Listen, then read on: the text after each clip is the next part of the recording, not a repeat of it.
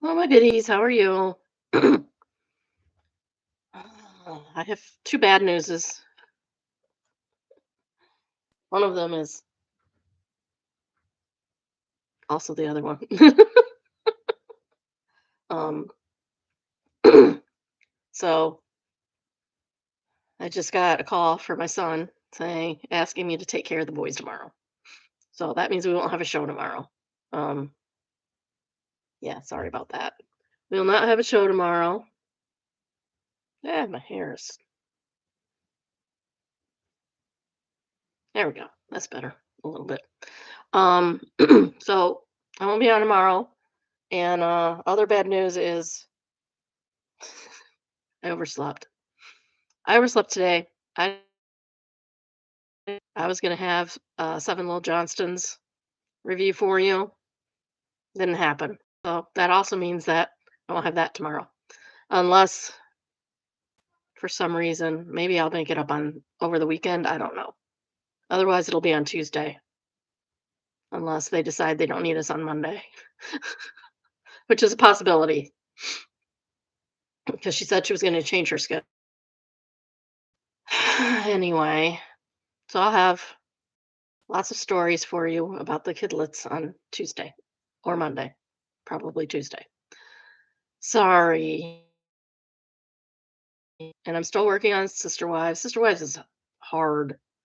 It's a whole hour show and it takes me 2 hours at least to make notes. It's crazy.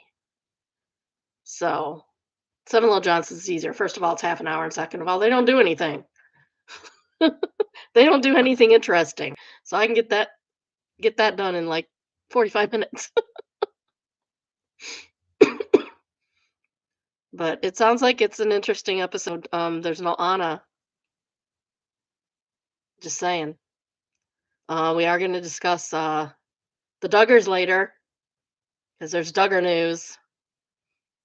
Anybody watch 19 Kids and Counting? 17 Kids and Counting? 16 Kids and Counting? Because I did. I watched all of them. Watched all of them, every episode, I believe. I might not have caught every episode. I shouldn't say that. So anyway, that's what's going on. Um, yeah, I can't think of anything else right offhand that I wanted to discuss. I'm going to discuss the Duggar thing in the middle because YouTube doesn't like it when you discuss bad things at the beginning of your video, apparently. Um, so they won't show it to other people. I'm getting some shows. Oh, that's the other thing. I think we're going to start a new segment because I was just watching a video on YouTube about um, 1-star reviews for the U.S. national parks, and they are wild. So I think we're going to start.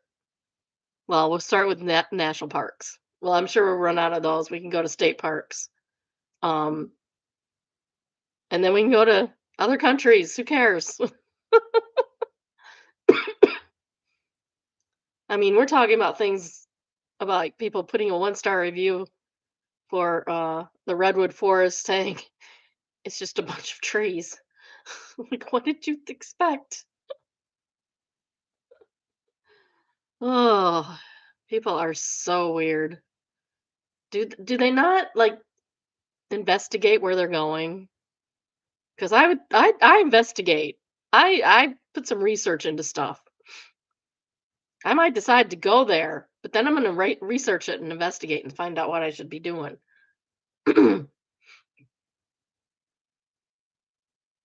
Or I decide based on the investigation of where I should be going. My husband doesn't realize I do all this work. He does not appreciate it, I don't think. Oh well, we'll all live. All right, so we'll start with traumatize them back, and it is entitled "Want to talk to my dead husband? Do share your secrets of how you speak to the dead."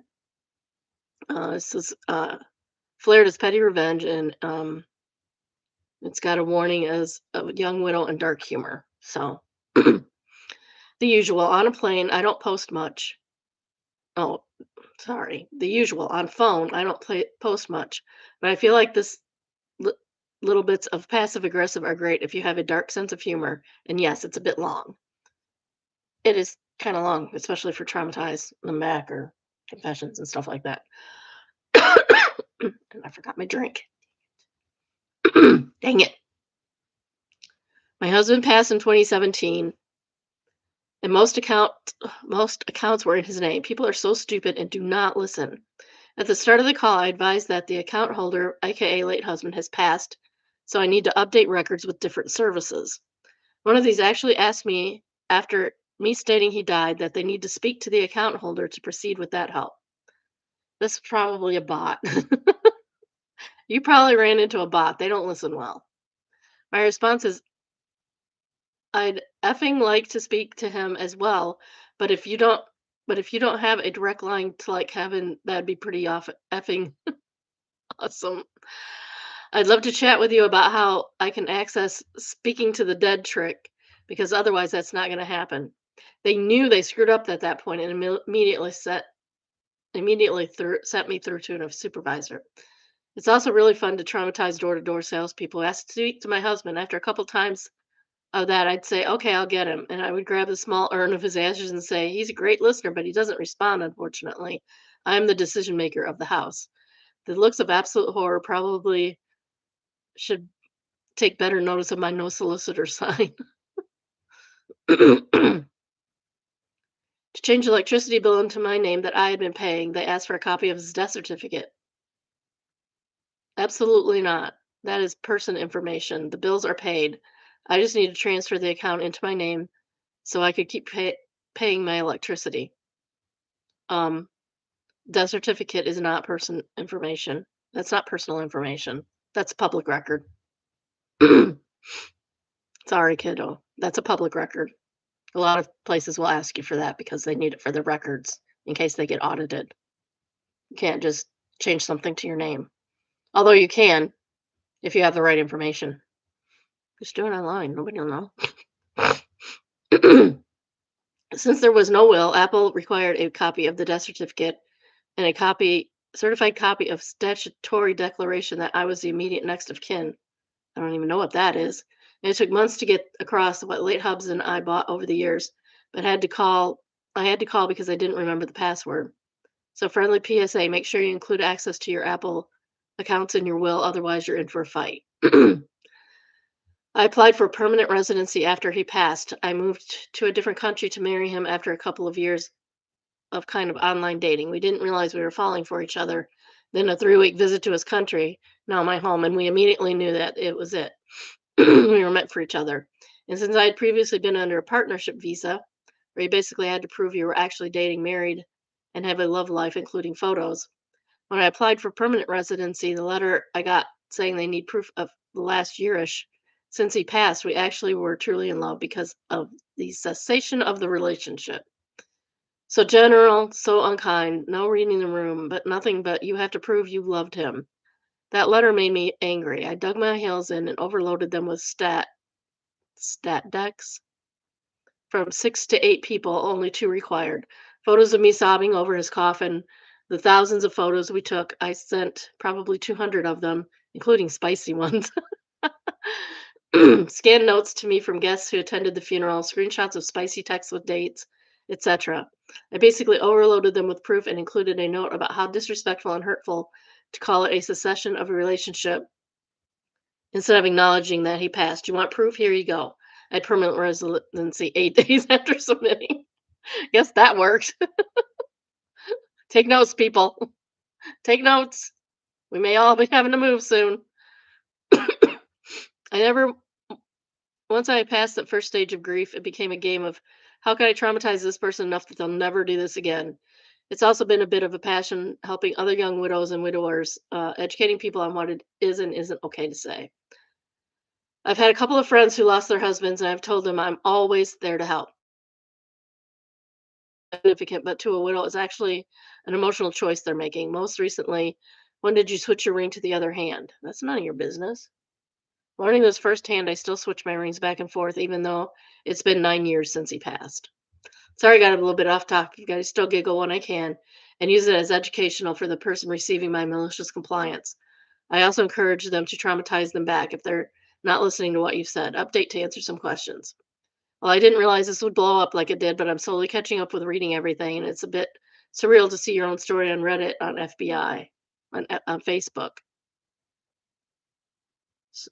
It's surreal to see your own story on Reddit on Facebook.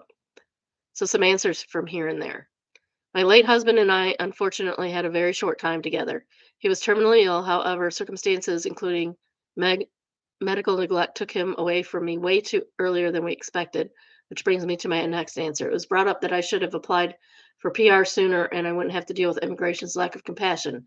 That wasn't possible. My husband passed prior to me being allowed to apply, and he secretly called our immigration lawyer to ensure I could stay if I wanted, and I was able to. I found out he made a call a month after I lived there long enough to be able to apply for permanent residency, and found out about his call when I called our immigration lawyer, who refused to charge me for his services helping me get permanent residency. Good lawyer. Can we have green flags for this lawyer? Who is this lawyer? Name him. Name him. We're not going to shame him. Name him. He's a good guy. My husband passed. Uh, um, I'm now a citizen. And I've lived here over a quarter of my life. They may not realize their wording is insensitive to someone whose partner died, and if no one tells them, nothing will change. Just got a point there. I've seen comments calling me horrible for making customer service reps' job harder. Customer service reps, that's not making their job harder. She's not screaming at them and yelling at them. She's educating them. There's a difference.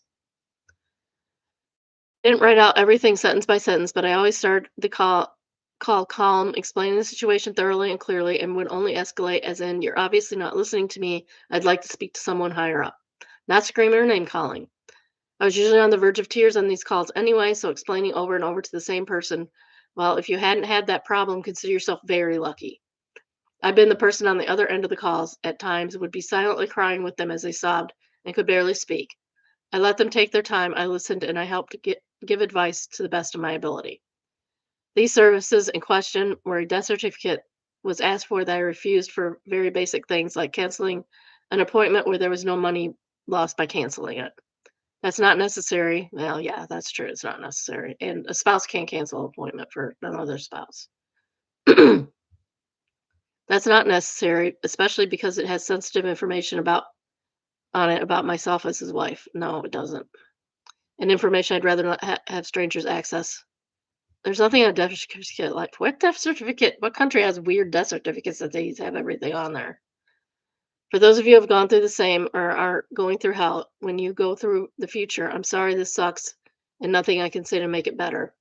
I'm glad so many people got a laugh, which is my main goal. Oh, and thanks for the awards. I'm considering screenshotting the story, excuse me, an award to put up in my office. Okay, not really, but first time I ever got rewards on Reddit.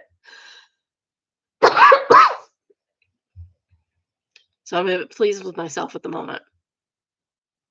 May start writing out more of my crazy life because the crap that's happened, I'm sure someone will say it's impossible, and that had to be AI. My life has never been boring. I'll be back in a minute. I'm going to take one of these.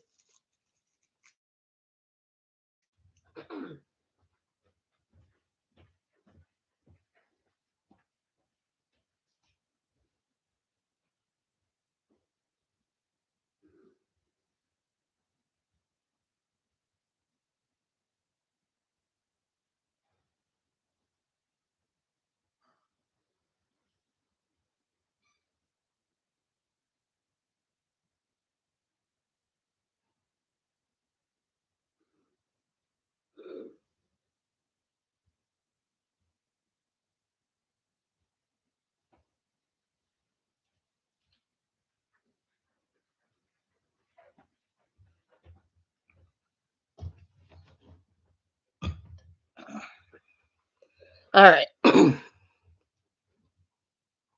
Where was I?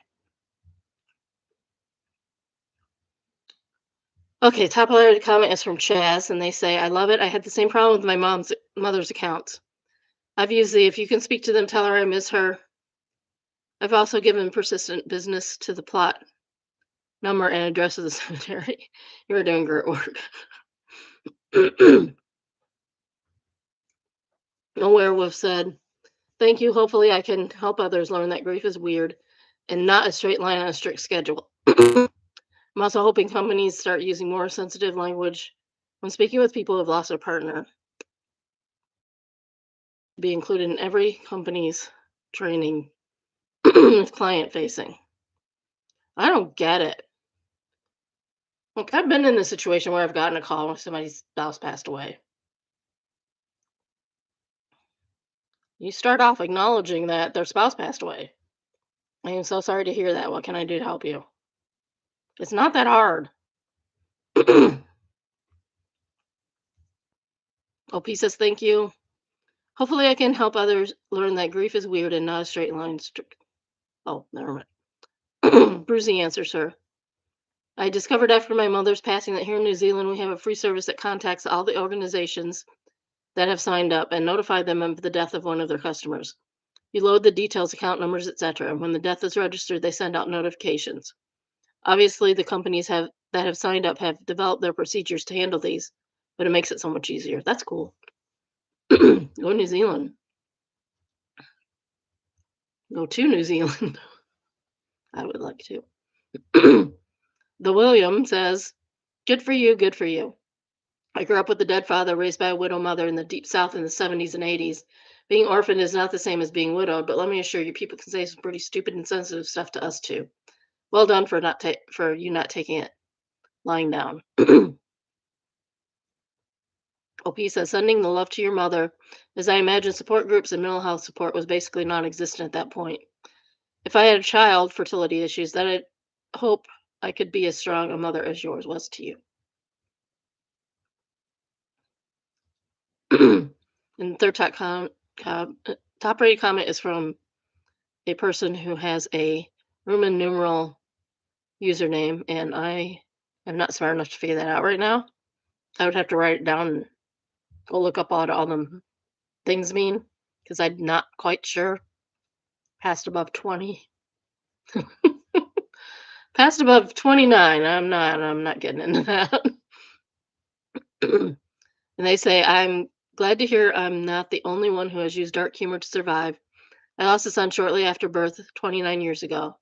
Oh, it says, please no one have pity. I'm sorry. I don't pity you, but I do feel bad for you. That's horrible. I've dealt with it quite well. I'm sure the dark humor surprised a few people.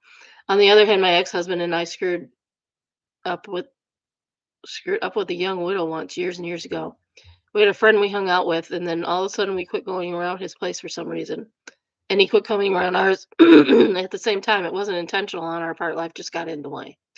When we finally went to see him, his wife answered the door. My husband asked for the friend, and she just stood there staring at us and finally asked if it was a joke. He had passed in a car accident about the time we quit going around.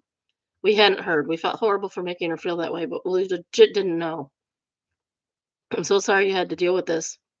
So much BS on top of grieving your husband. Sometimes the humor is the only way through. I'm sending a hug from Michigan. Hey, from Michigan. Person with a Roman numeral username. Michigan. Woo!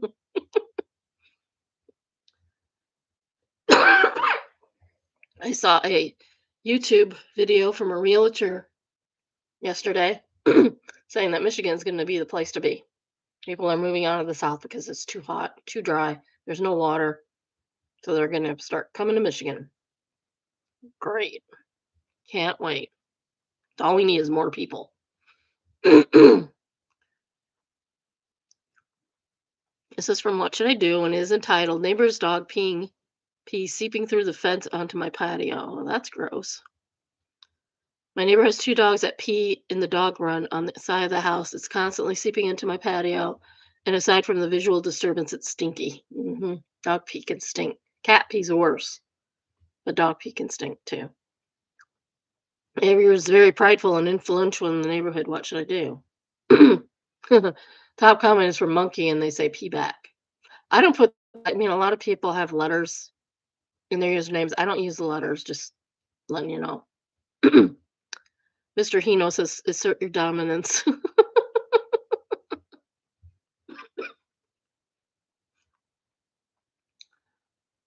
Didn't do nothing says, "Maintain eye contact." OP says, "What if he starts peeing too?" And they answer, "Maintain eye contact." In capital all caps.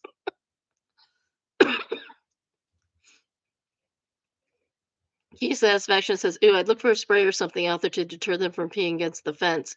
Just make sure it's safe for the dog too. Redirection, not murder."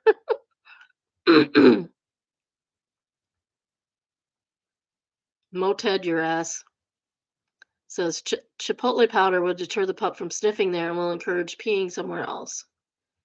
Dapper Medicine says, "We put cayenne pepper on our grass to stop our dog eating it." He was like, "Thanks for the seasoning," and licked it off.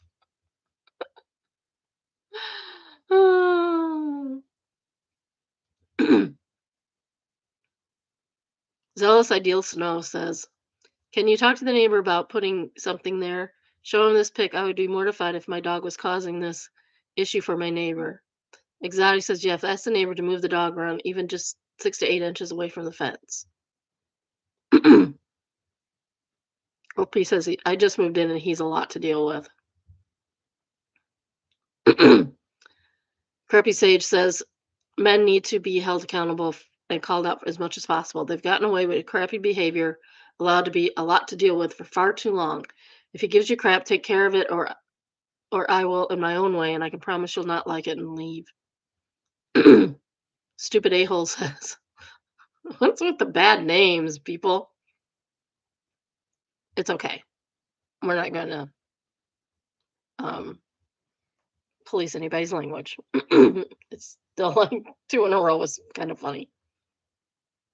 Well, I agree with the sentiment. I would invite them into the backyard, piquing curiosity with, hey, can I show you something I'm having a hard time solving?" Men love to solve problems. That's true. Sometimes they create problems for themselves just to pretend that they are here for solving it. So once ever you have a neighbor in your backyard, play dumb and say you have no idea what this even is and just see what they come back with. If I was a dog owner, I'd put an assorbent garden of grass and dirt there and maybe install drainage for 60 bucks and some manpower to have someone looking out for my crap too is the idea.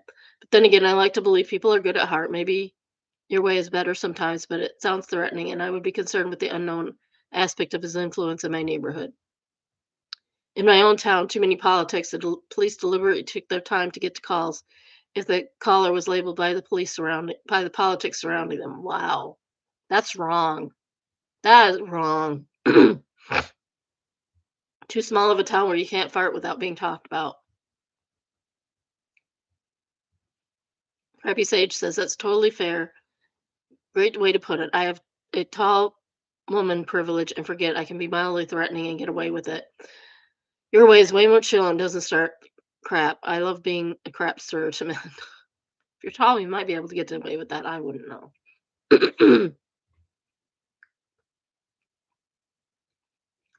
Hearts from her mouth says, no, the deal is with the Reddit names today. It really does work. Their whole line is amazing. Or, sorry, there's Natural Miracle Urine Destroyer that really works. Yes, but she wants the behavior to stop. She doesn't just need to clean it up. She wants the behavior to stop. Malicious compliance entitled, "Please use the proper channels." All right, bet.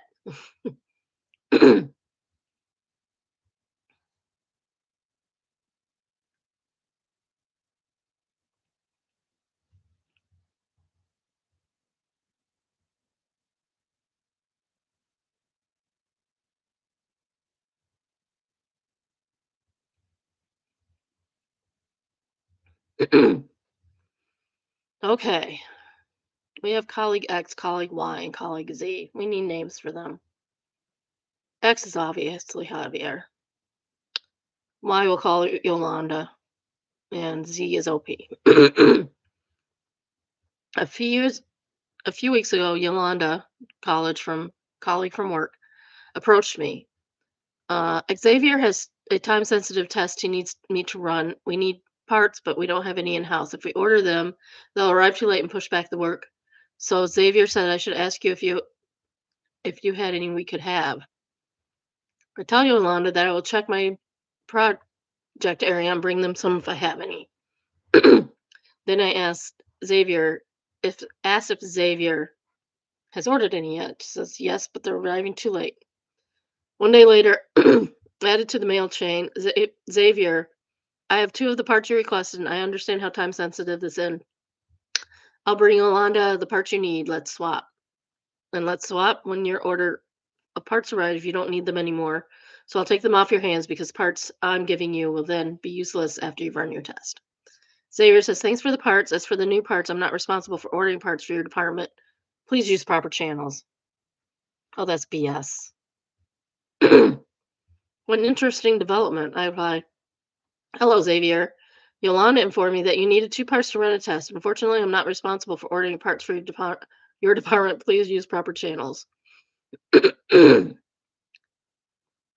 Good luck, OP. Lovingly dubbed the East Coast edit. A few days ago, Big Jim approached me.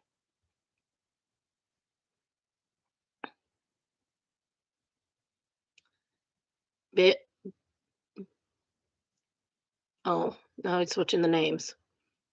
Now he's switching the names. Okay. Xavier has a time-sensitive test he needs me to run. We need parts but don't have any in the house. If we order them, they'll arrive too late and push back. So Xavier said, I should ask you. Blah, blah, blah.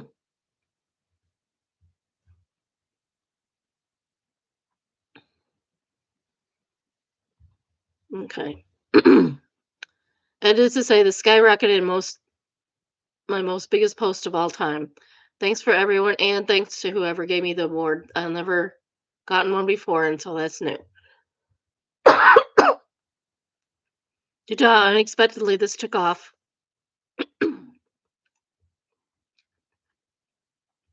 The originals, me saying no and them having to sort out their own problems, has become underwhelming. I will find a way to make an update either here or at a later date in the form of a new post on malicious compliance when I feel I have more satisfactory conclusion for you. This Friday, their project's cut off. Next Friday is when the parts are due to arrive.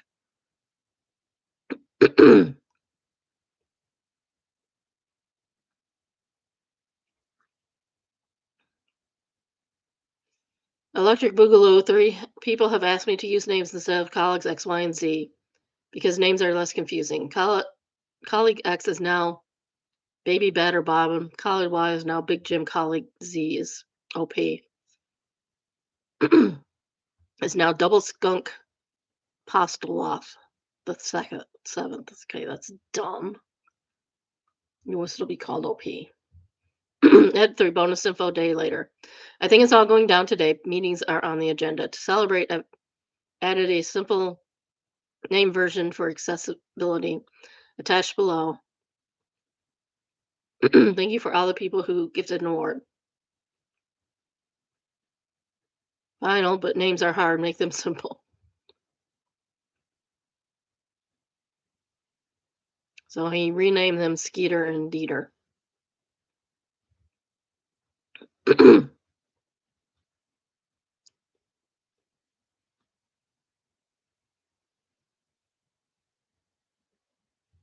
Okay. We do have an update.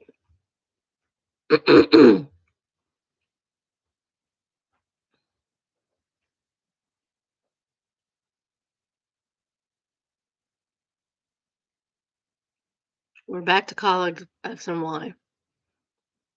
So after my email to Xavier about having my parts if we swapped, Xavier canceled his order to save the department money and sent his reply to me that he will gladly take mine, but my department needs to order more if I need them.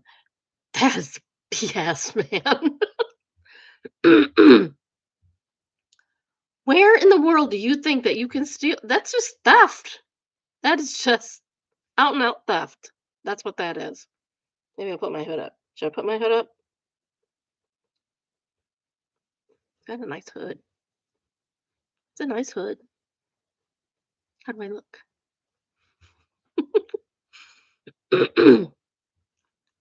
I cannot stress this enough. I have no idea why.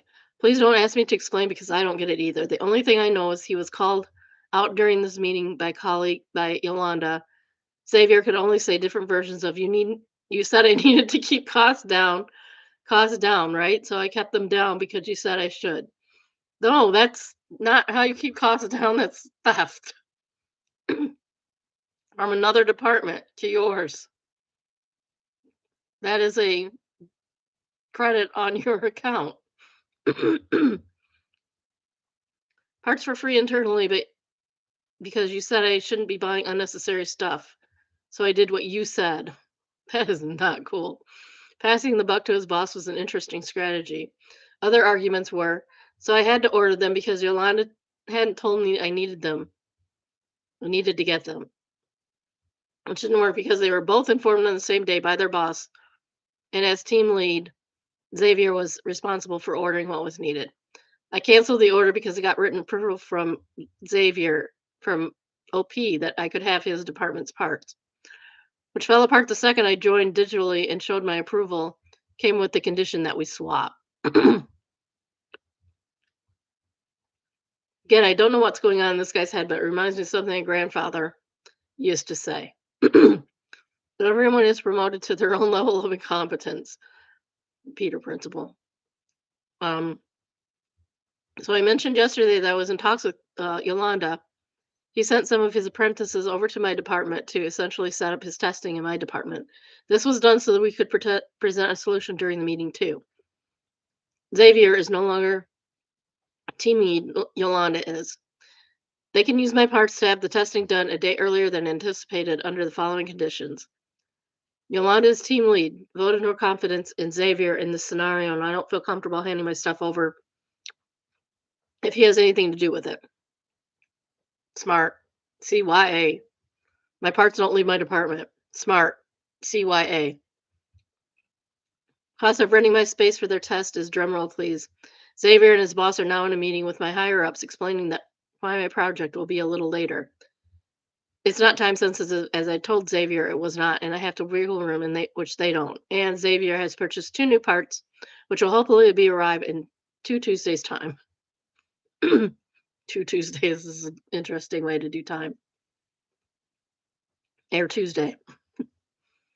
Life goes on. Xavier probably won't be asked to be team lead for a while. The embarrassment factor will probably include, don't you want me to spend more time with your family in a home office with reduced benefits because we don't want you in the office for a month or 3? I don't know. That doesn't sound like a bad deal. I hope this was the update everyone was hoping for. Thanks for the love and encouragement and engagement. It was really crazy fun.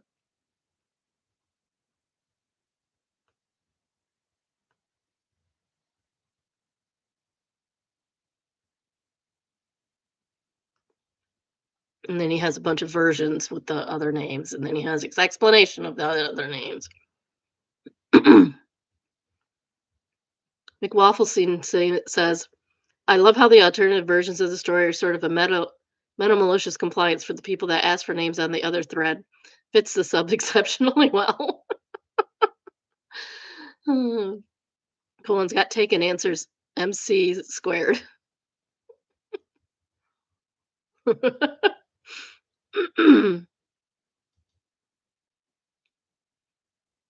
Yeah. Anonymous says, now draw it with crayons and explain it like I'm 5 years old. And OP says, I could record it in a David Attenborough like voice and post that if you like. Something to fall asleep to. Modern adult lullaby like Winkin', Blinkin', and Nod. Anonymous says, I'm more of a Morgan Freeman type of listener. Please adjust. I appreciate the offer.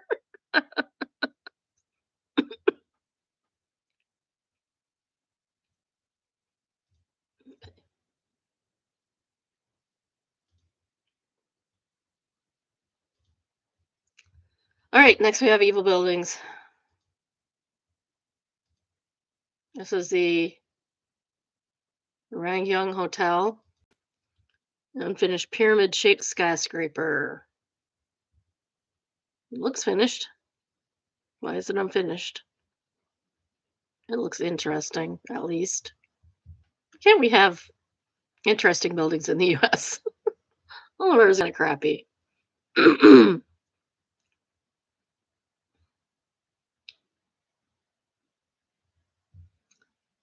Carousel says, I'm sure many of us have seen it when it was even less finished than this and it looked even more evil. Used Side Door says, it always looked like a spaceship to me. Pyongyang has very quirky architecture. Oh, we got a pic from 2004. It does look more evil.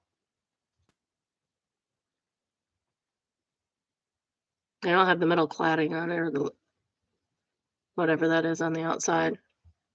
It's mildly more evil.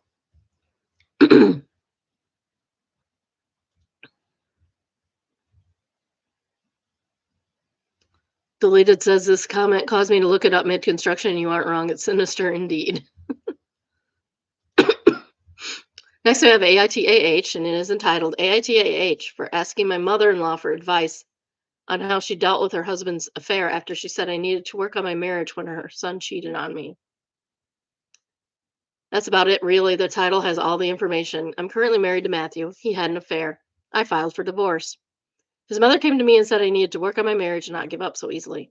I asked her how she dealt with her husband's infidelity in their marriage. She started stammering and asked what I was talking about. So I said that 5 years ago her husband had an affair. If she expects me to work through this, I need advice. How did she deal with her husband having an affair? I told her Matthew had asked me not to talk about it, so I'd kept my mouth shut. She got up and left. From what I've heard, they had a massive fight, her husband denying everything, Matthew denying that he knew anything about the affair, much less telling me to act like nothing happened.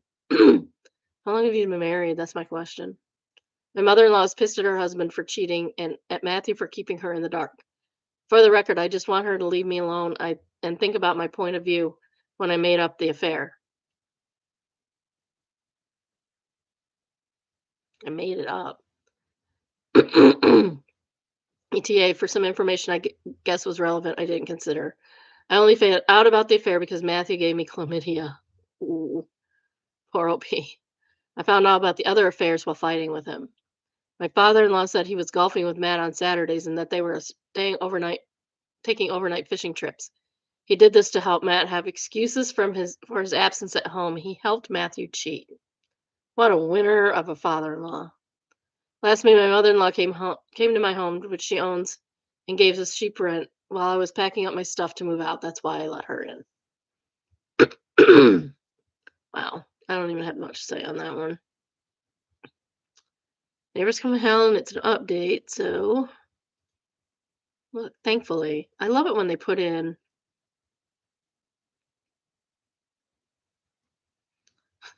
Okay, it's wild. Just from the title, it's wild. I like it when they put in the link to the original when there's an update. And no, we have not read this. Oh, I should probably check and see if it's on our list for later, just so I can update it. That's not what I need. What do I need? I need this.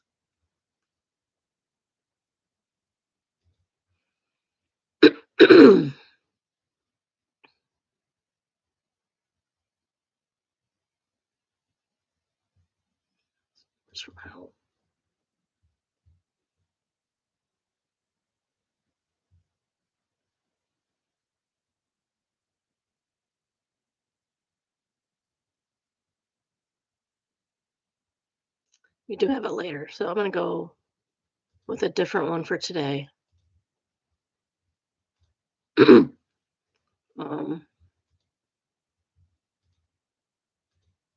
we'll read it later with the update.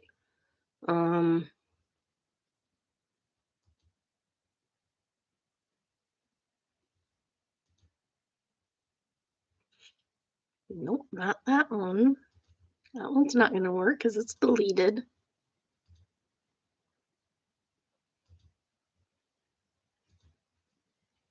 Okay, here we go. I found one we can use.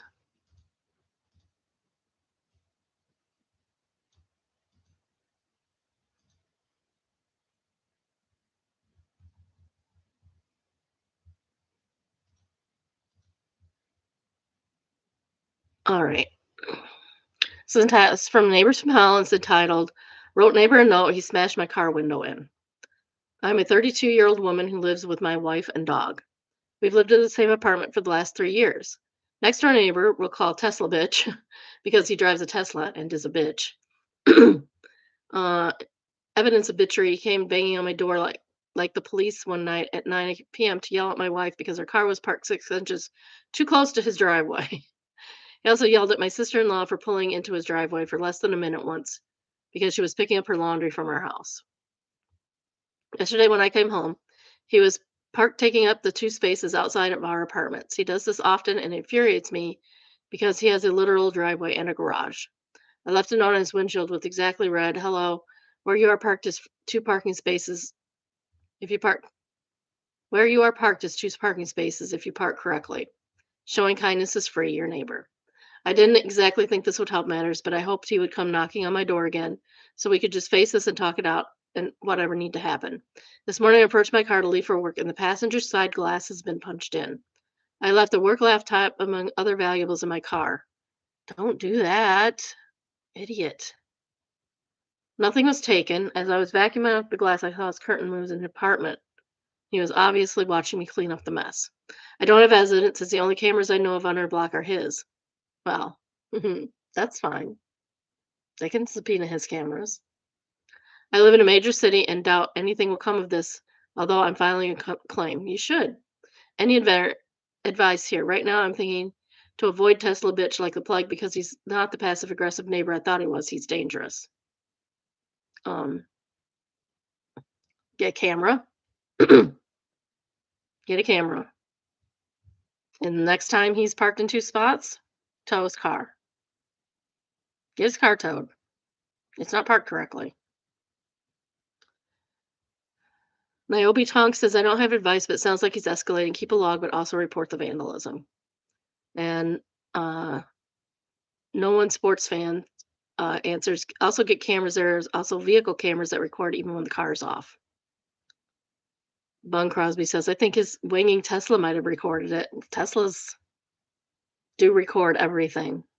And I've seen recordings from Teslas. They're very good. Not that I like Tesla, because I don't, but can't knock them on their recording of their cars.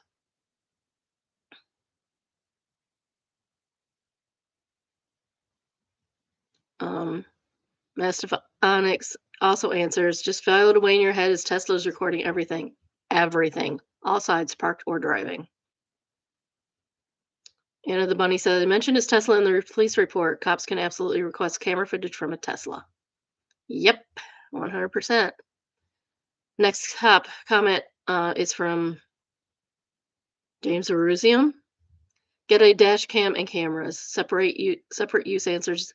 This is the correct advice. If this guy smashes your window from a note, it's only going to get worse. OP, protect yourself and get some evidence. Peter says, note, Teslas have numerous cameras with the option of keeping them on all the time. That car may be exerting you. And that's fine. They can observe me all at once. I'm not the one doing anything wrong. Bright Lights Big City says, reach out and say, I wanted you to know that my car was vandalized last night. Can you pull your security footage so we can catch this person? I'd hate for it to happen to you. That's good. That's good. Sleep paralysis pal, and also mention to the police that neighbor has footage so they can ask as well. Grammy Bear says, this is what I did with my weird neighbor. I suspect she cut fairy lights on my back deck. They were wrapped in on a shared fence post. Thought about saying I had a camera and hadn't checked the footage to gauge her reaction, but I'm not a good liar that way. So instead I showed her the lights and said it was psychotic behavior and that she should keep an eye out for her yard. I let her know I was going to get cameras. She got very defensive, even trying to solve how my lights might have been damaged. It was very suspicious.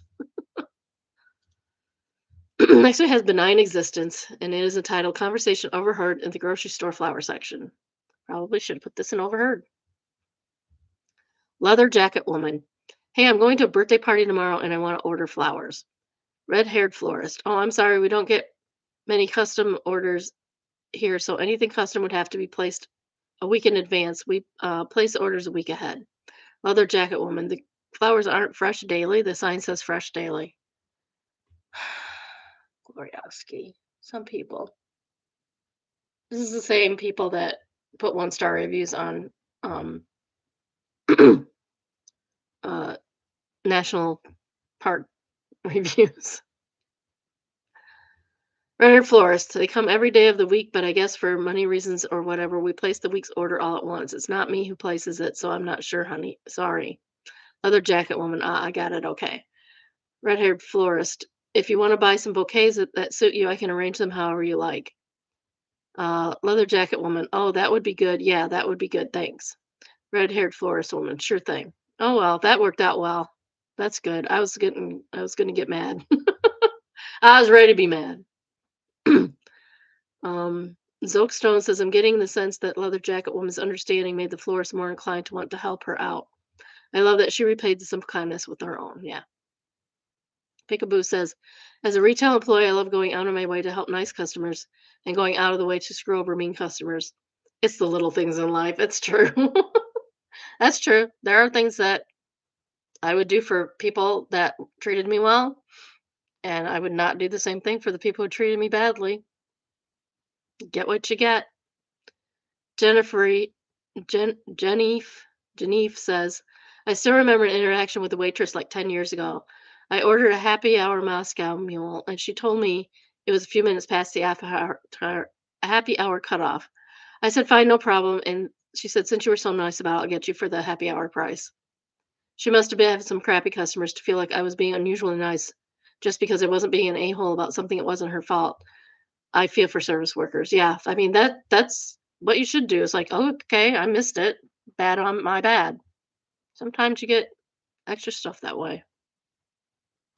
My kids had extra stuff because they were cute.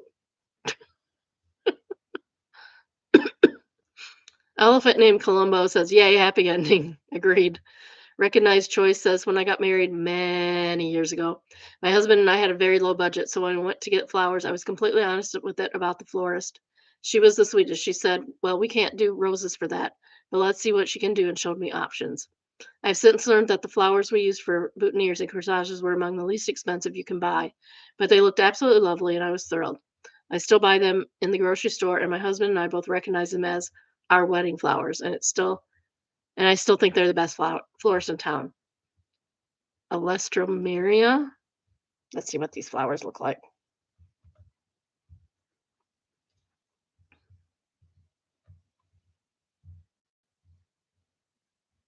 Oh, they are pretty.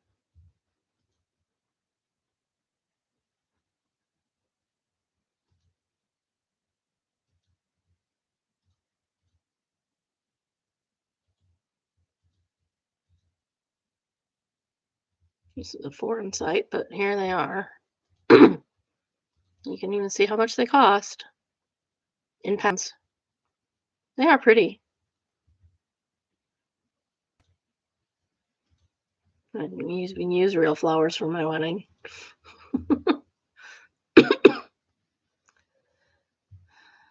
Caterpillar Queen says they're so pretty and come in so many colors, and they last a long time in arrangements. You made a great choice. That's good. Next, we have Found Satan, and it's entitled Unexpected Reply.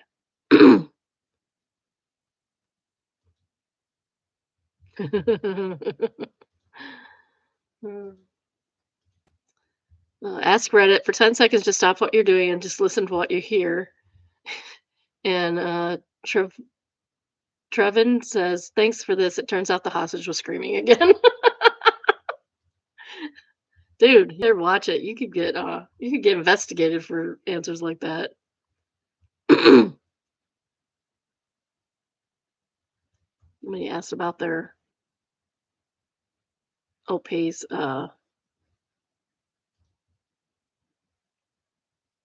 Just Ducky says, tinnitus. The screaming is all I ever hear over other noise every day. Otherwise, silent night for the rest of my life.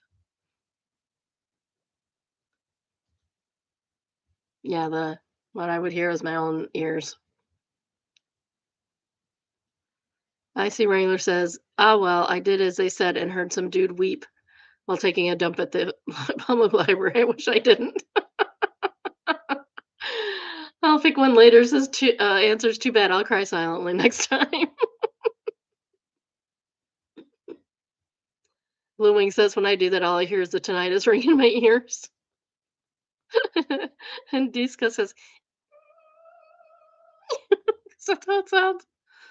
Royal is the same thing. The same here. That's all I hear is these tinnitus. That's why I always have something running unless I'm doing this. I will have something on YouTube, a movie that I don't care to see. All kinds of stuff, but not anything I want to hear. Because the tinnitus is real, guys. Super annoying. Right now, I have it in both ears for some reason. Usually, it's just my left ear, but today the right ear's joining in, so I have it going on. Just no mother-in-law. Oh, and I've had it all my life, so don't tell me there's something wrong with my ears because I've had it since I was a kid. I had ear problems when I was a kid. I had tubes put in my ears. Has nothing to do with anything that's bad about my ears. It gets worse if I'm congested. Next, we have Just No Mill, and it is entitled "Talk to My Husband Finally About Not Letting Mill Move Out with Us." Context: my mother-in-law, 60, lives with my husband, 35, and I, 30, female. Finally had a conversation with my husband about leaving his mother behind in his condo. I wanted to speak to him for almost 3 months, but I waited out until yesterday. My husband and I were cleaning the guinea pig cage when I had to pause my part and get our baby, who had just woken up from her nap. I came back to his mother huffing and puffing, coming out of her room. My husband had the guinea pig plastic tub bottom and tried to ask his mother to hold the door open for him. And she snapped and stated she shouldn't be putting that crap to the toilet, and he was retarded. Where else do you put crap? Where else do you put feces in the toilet? Then, when he tried to explain, she says, "You are a wanging dumbass." Before going back to his room, I was standing only a foot away as she spoke to my husband like that.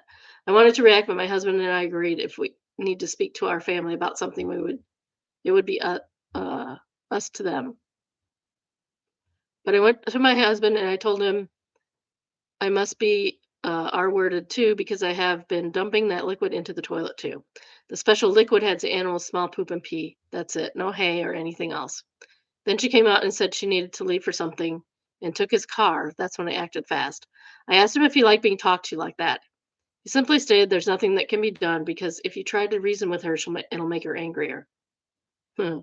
He'd probably be pushing buttons. I calmly state this is not our problem to walk around like there's glass on the floor. And he explained the other problems with his mother, such as she has called him spoiled to my sister.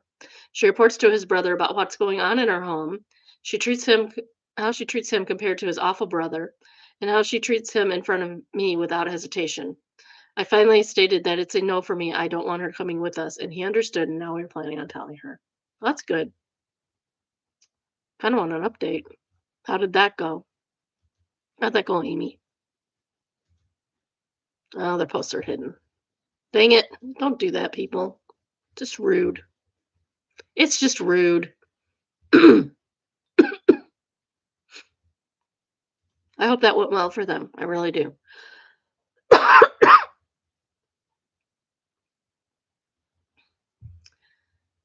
Okay, retail hell. 70 something opened a credit card and spent $4,000. Adult kids want to know why this was allowed to happen. Gee, maybe because the 70-year-old is an adult and can do what they want with their money. Not that that's always good. Um, Last week, a customer in her 70s was asking if she would like, was asked if she would like to apply for a store credit card, and she said she would like to. She applied and got approved for the American Express version of our card with a limit of $10,000. She purchased clothing, several handbags, wallets, cosmetics, and perfume, which totaled around $4,000. Yesterday, her adult children came to the store with the receipts, the items, and the temporary credit card and asked to speak to management. They wanted to understand what happened. Who made her apply for the card? Who made her buy so much? Why this happened? I was called over to talk to them. Nobody made anybody do anything. I asked why they were here, and they had a snotty attitude, and they said it was because their mother had zero savings, and they pay her mortgage bills, utilities, and other expensive, and it was irresponsible of us to prey on people to make our store goals, and we need to probe deeper and ask questions like, do you understand what you're applying for, Do you know what's happening? Do you have this much money in the bank? I told them that's not policy to ask, and there are disclosures and consent things on the screen, and she was given the pamphlet. We are not required to ask those nosy questions. They said it's our duty to do it as good citizens because it creates a difficult situation for the family who has to make sense of all this. Maybe not let your mom go shopping by herself. That's a problem. If she has no money, she knows that. And if she doesn't know that, that's an issue. They proceeded to tell me to call a colleague who helped her open the card to find out if their mother tapped all the buttons and entered the information for the application herself because she struggles to use tap and pay and enter a PIN at other stores. And they need to talk to everyone who rang her items because they say mom told them they suggested additional items and she told them about her when she told them about her new credit card. That's just sales, bud.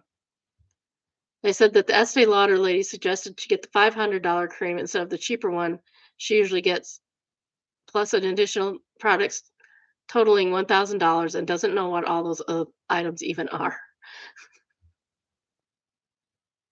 Your mother probably needs to be seen by a doctor, ma'am, if this is an issue. And the handbags colleague got her to get two $600 bag instead of one in matching wallets. They wanted to see security footage and said that, and I said that they would need to get a warrant because it's not possible to just do that. I called AP and they said the exact same thing. I offered to process returns on all the items, so I did. It was roughly $4,000. So the account balance is back to zero. They were so grateful we would take everything back. Everything was still exactly as it was purchased within the time limit, and given the situation, it's the least we could do. Then they wanted me to call credit to close the account. I informed them that their mother is the only one who can do that because no one can close an account on someone's behalf unless they have the power of attorney, etc. They wanted me or someone hired to assist with this now because what we did was wrong. They said that mom will protest that we are taking away her financial freedom, but we are paying for her decisions. I had enough at this point and said, we are done here, and they left.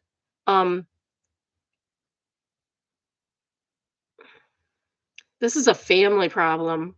Leave the store out of it. The store just did what stores do. This is your family, and this is your family problem, and you need to work on that. I spoke to the original colleague who opened the account, and she said mom pressed all the buttons herself.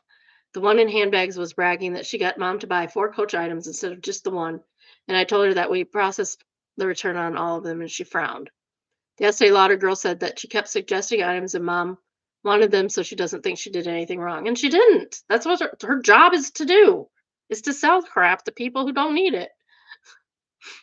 The clothing employee said that the mom picked out all those items and bought them to the counter, so they had little involvement in what she got and don't think they should be blamed either. None of them should be blamed. It's not on them.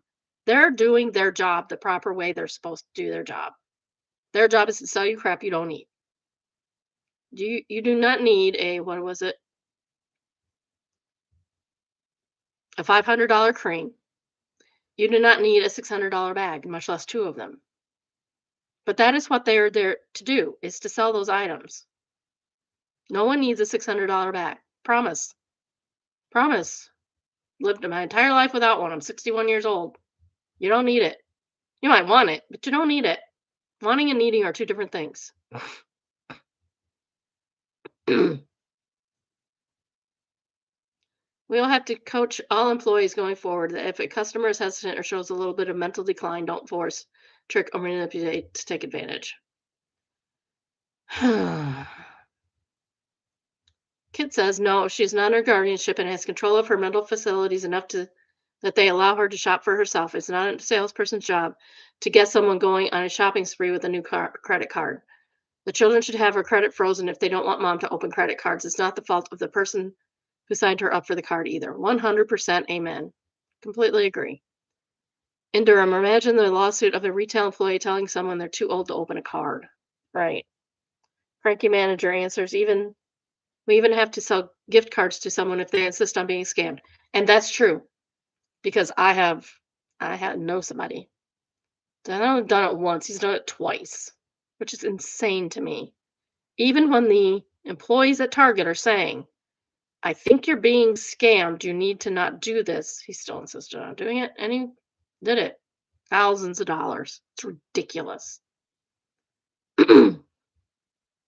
We ask tons of probing questions, but they insist they're for themselves or family and we can't do much. Our tills are set to limit only so many cards per transaction and per time limit. Very annoying at Christmas when companies come in to buy a bunch for employees. So when we suspect they insist we process the limit, only $1,000. It's still a lot of money to and inform the local police. At least that way, if the person does end up uh, coming forward as being scammed, there's a bit of a trail to start with. OP says we have dealt with multiple situations where people bought over $5,000 worth of the gift cards and gave the numbers to the person asking for them. Their family member came into the store after discovering what they did and wanted us to fix it. One of our colleagues suggested the customer get 2,000 more on top of the 6,000 she bought, and we had a long coaching.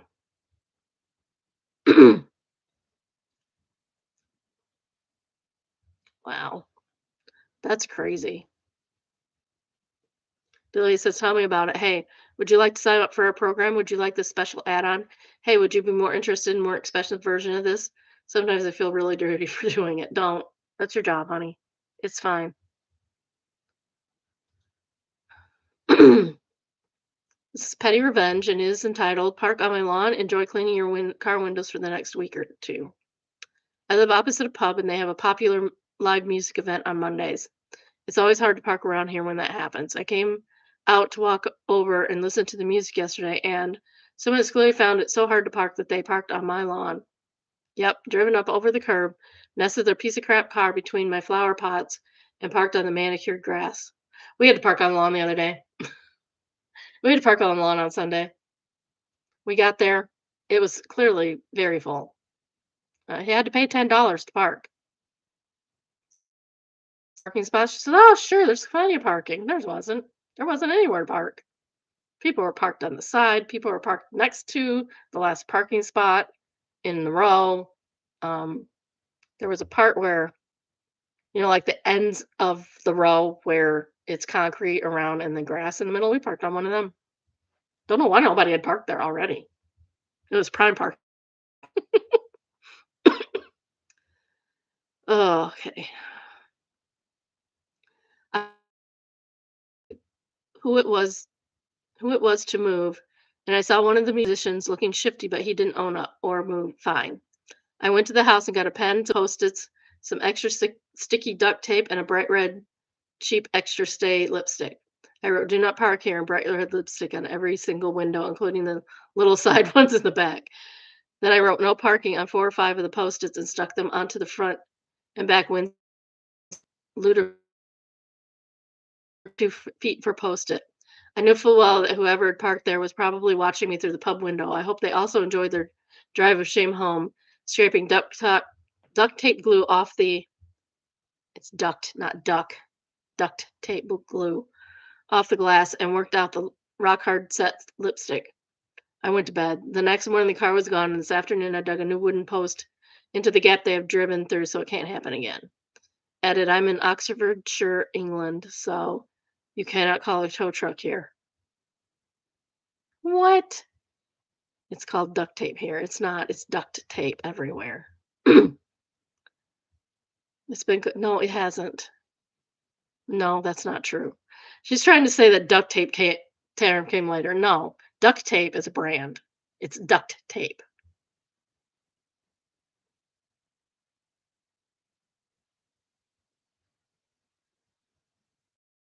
I guarantee you that duct tape was used before 1965.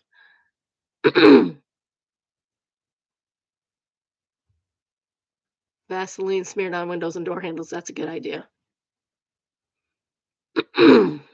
Oh, now I'm mad about her lies about duct tape.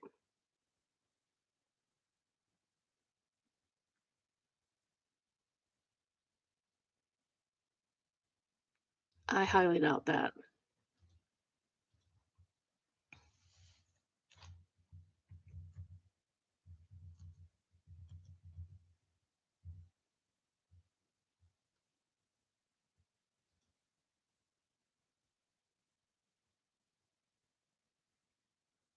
I guess they did call it duct tape in World War II.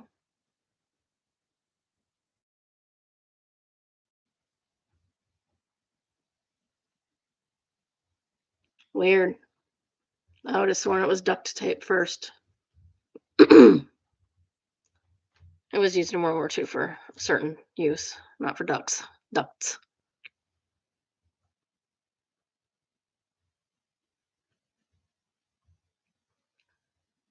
All right, next.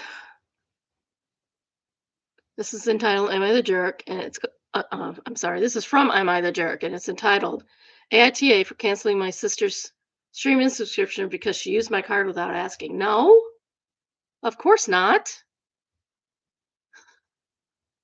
So I, 27 male, found out last month that my younger sister, 20 female, has been using my credit card for multiple streaming services. That's theft, sir. You should get your money back. It started when she was staying at my place through a rough semester in college. I let her log on to my TV and watch stuff since I had already had one platform. Turns out she quietly added three more accounts using my card that was saved on the TV. I noticed once I checked my bank app and I saw several smart charges I didn't recognize. I asked her about it and she said she thought it was fine since they were cheap. I made more money than she does. That's credit card fraud. It kind of annoyed me. It's not about the price, it's about asking first. She said she meant to tell me, but forgot, and also claimed she didn't forget. Also claimed she used them for studying and relaxing after exams. Okay, you couldn't use the one you already had. I told her I still expect basic respect when it comes to my finances. She laughed a bit and said I was acting dramatic for over like 25 bucks a month. That's a lot of money.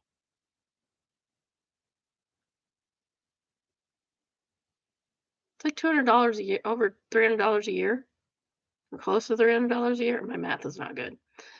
So I logged into each service and canceled them. Good, you should have. I also removed my credit card info from the TV and changed my banking alerts to instant notifications.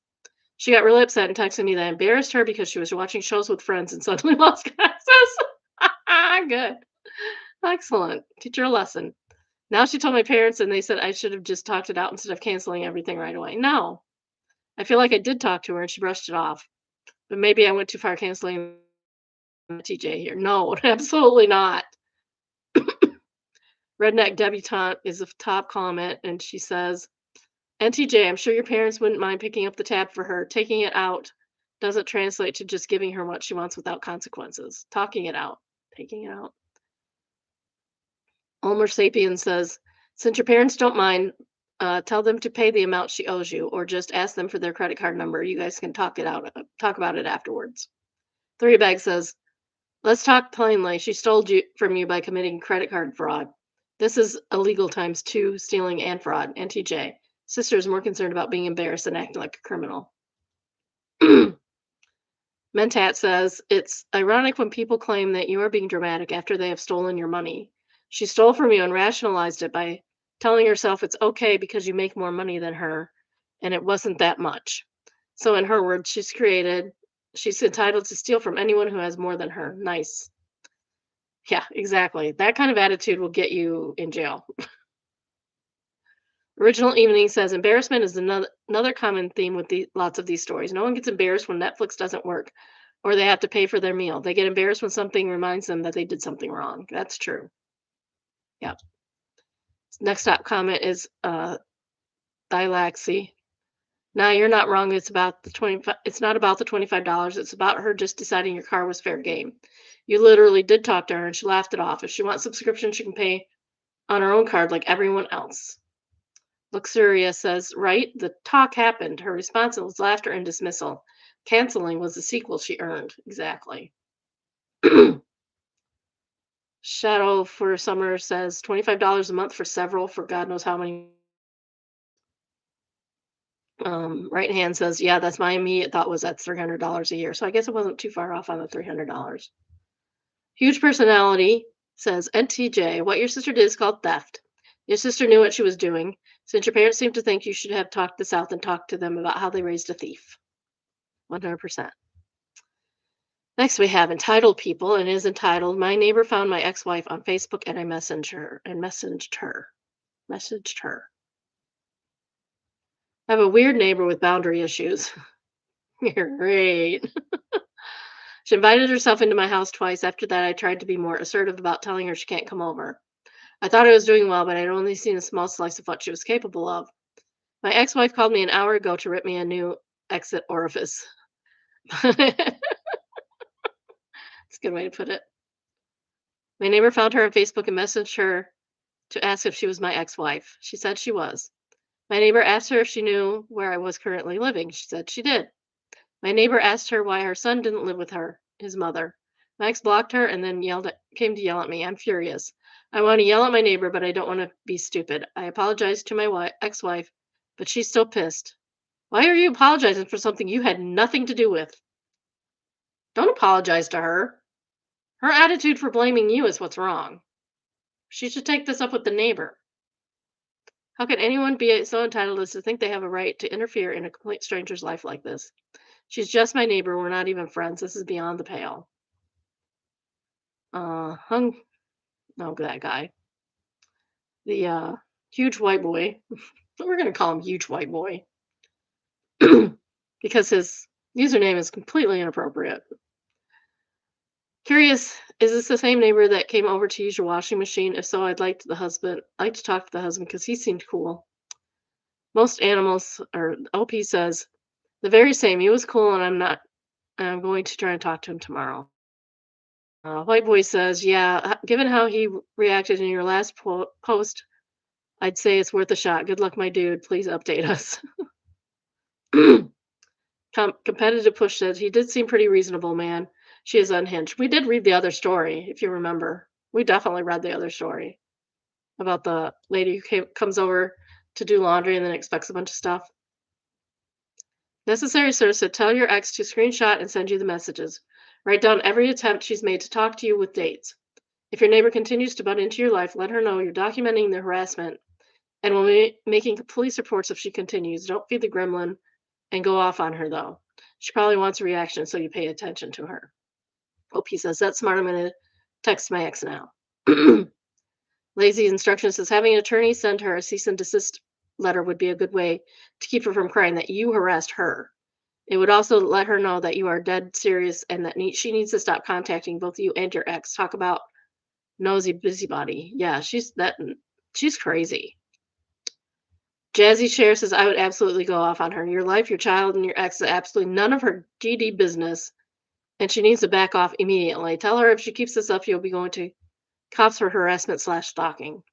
OP says, I want to do all of that. I'm nervous about making an enemy, though. We just moved here and need to be smart about this. I'm wondering if I should talk to her husband about it. Talk to her husband, but I don't think he has any control over her, or she wouldn't keep doing this. Murdered by Words is entitled Homes on Indigenous Land.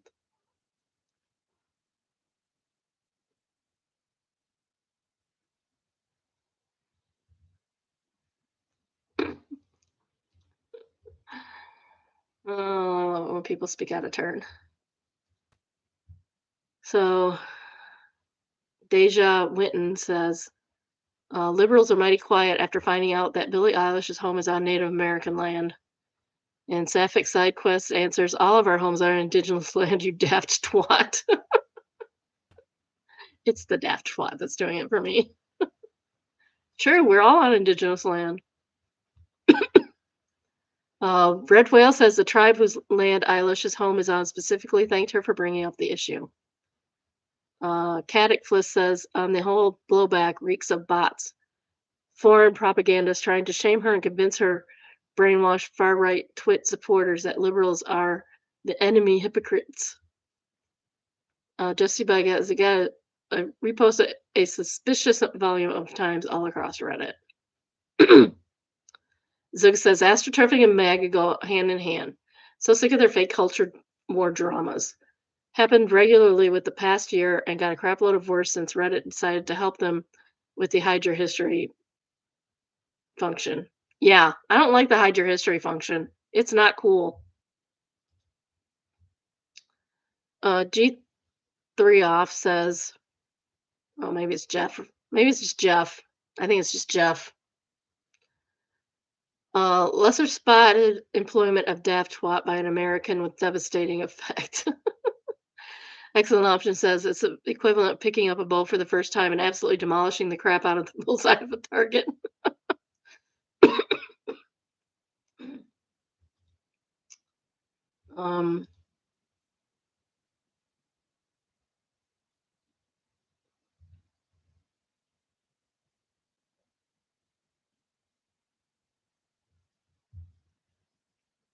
I don't get that, so I'm not gonna share it.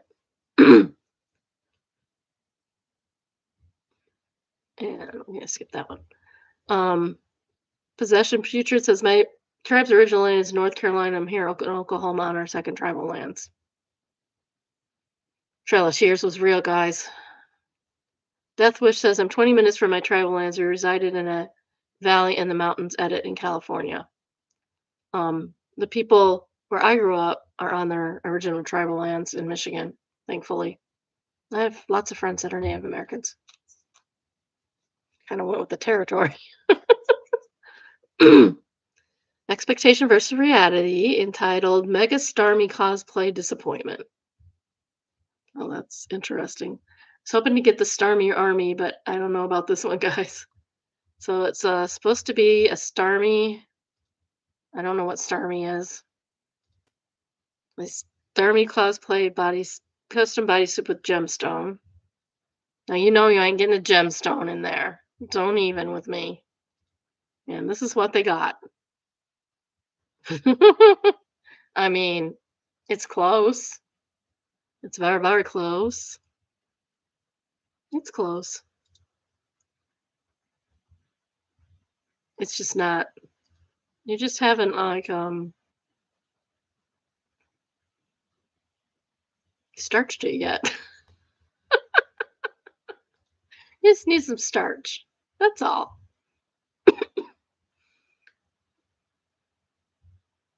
Elizabeth says it's r/Vela KKK. Rogue Squadron says they came to here to ask they were part of the Blue Klux Klan. You kind of beat me to it.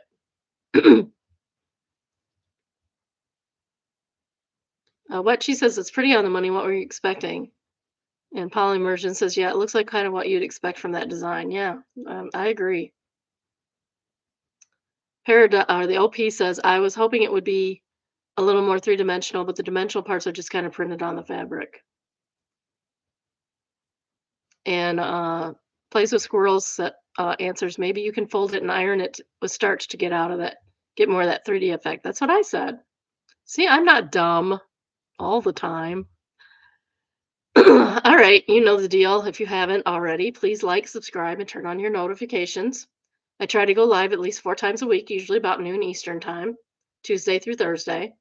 Tell your friends, tell your families, tell your nasty neighbors, tell your enemies, tell your coworkers, tell your kids, my grandma, tell everybody you know. If you have a story of your own to come across a good one in the wilds, please send us an email entitled submission. And I have one in there I need to look at. If you would like an email to link to today's current live, send an email entitled subscribe. The email is biddybrunchbunch, all one word, at gmail.com. And the email address is also in the description. And y'all, here it is. Joseph Duggar got arrested.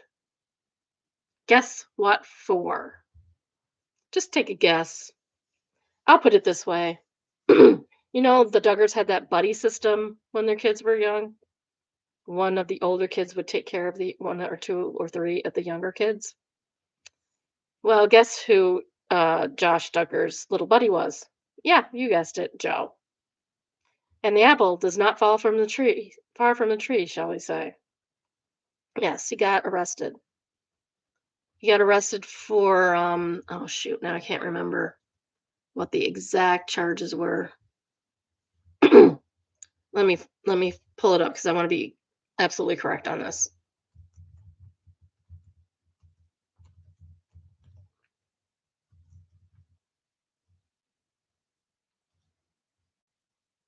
I'm trying to think.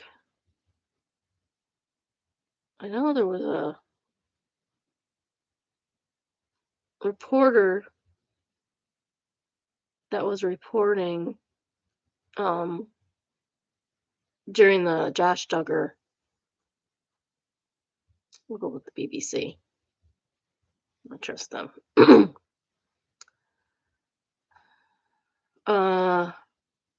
So he was arrested on Wednesday for that's for yesterday, sexually abusing a 9-year-old girl. And it's the Bay County Sheriff's Office in Arkansas arrested him. He was charged with lewd and lascivious behavior, um, and lewd and lascivious behavior of a person over 18, which are two different charges apparently, um, and unlawful sexual activity with a minor under the age of 13. Um, the girl is 14 now, and this happened in Panama City, Florida, when she was 9. Um, I'm not going to go into all that she did, or all that he did to her, because it's disgusting. You can look it up. Matter of fact, I'll put this BBC link. I don't. This BBC link doesn't have it. Yes, it does. Okay, I'm putting the link in the description.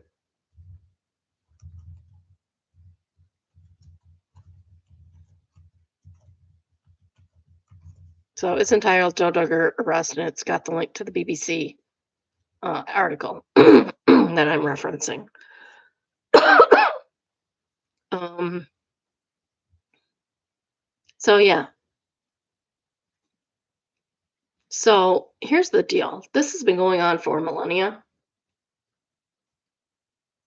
Men have been getting away with this for forever because a man's reputation and a family reputation is more important than a child or even a woman. So they protect them. Oops, I did the wrong one. I'm gonna have to get that one back. Okay.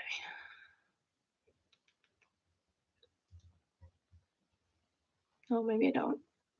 Okay, never mind. I don't have to get that one back. Um, so everybody in power, the family, the authorities, the rich people, they protect men like this. According to Famey, aka the cousin, the Duggar cousin, in her book, and I believe this, the grandfather, Jim Bob's father, was a known pedophile. Never got arrested. Nothing ever happened to him. Why? Because he was protected. And purity culture that these churches adhere to does not help the problem. Um, I mean, r slash pastor arrested is a subreddit for a reason, because they are the most predatory. They are in positions of power. They are in positions of trust. Um, they're purity culture, and the worst thing probably is that they're because of the way their religion is set up. All they have to do is ask for forgiveness, and all is forgiven, and they go on their way and do it again and again and again, and no consequences. They don't want their church driven drug through the mud, so they don't consequence anybody for doing anything ever. It's ridiculous. The things I know about people. Curl your hair. And these are people that went on to have positions of power in churches. I'm thinking that now that things are out and we're starting to not blame everything on the girls that this happens to, or the boys. I mean, they do it. Most pedophiles do not have a sexual preference. They just like little kids. So it happens to boys almost as much as girls.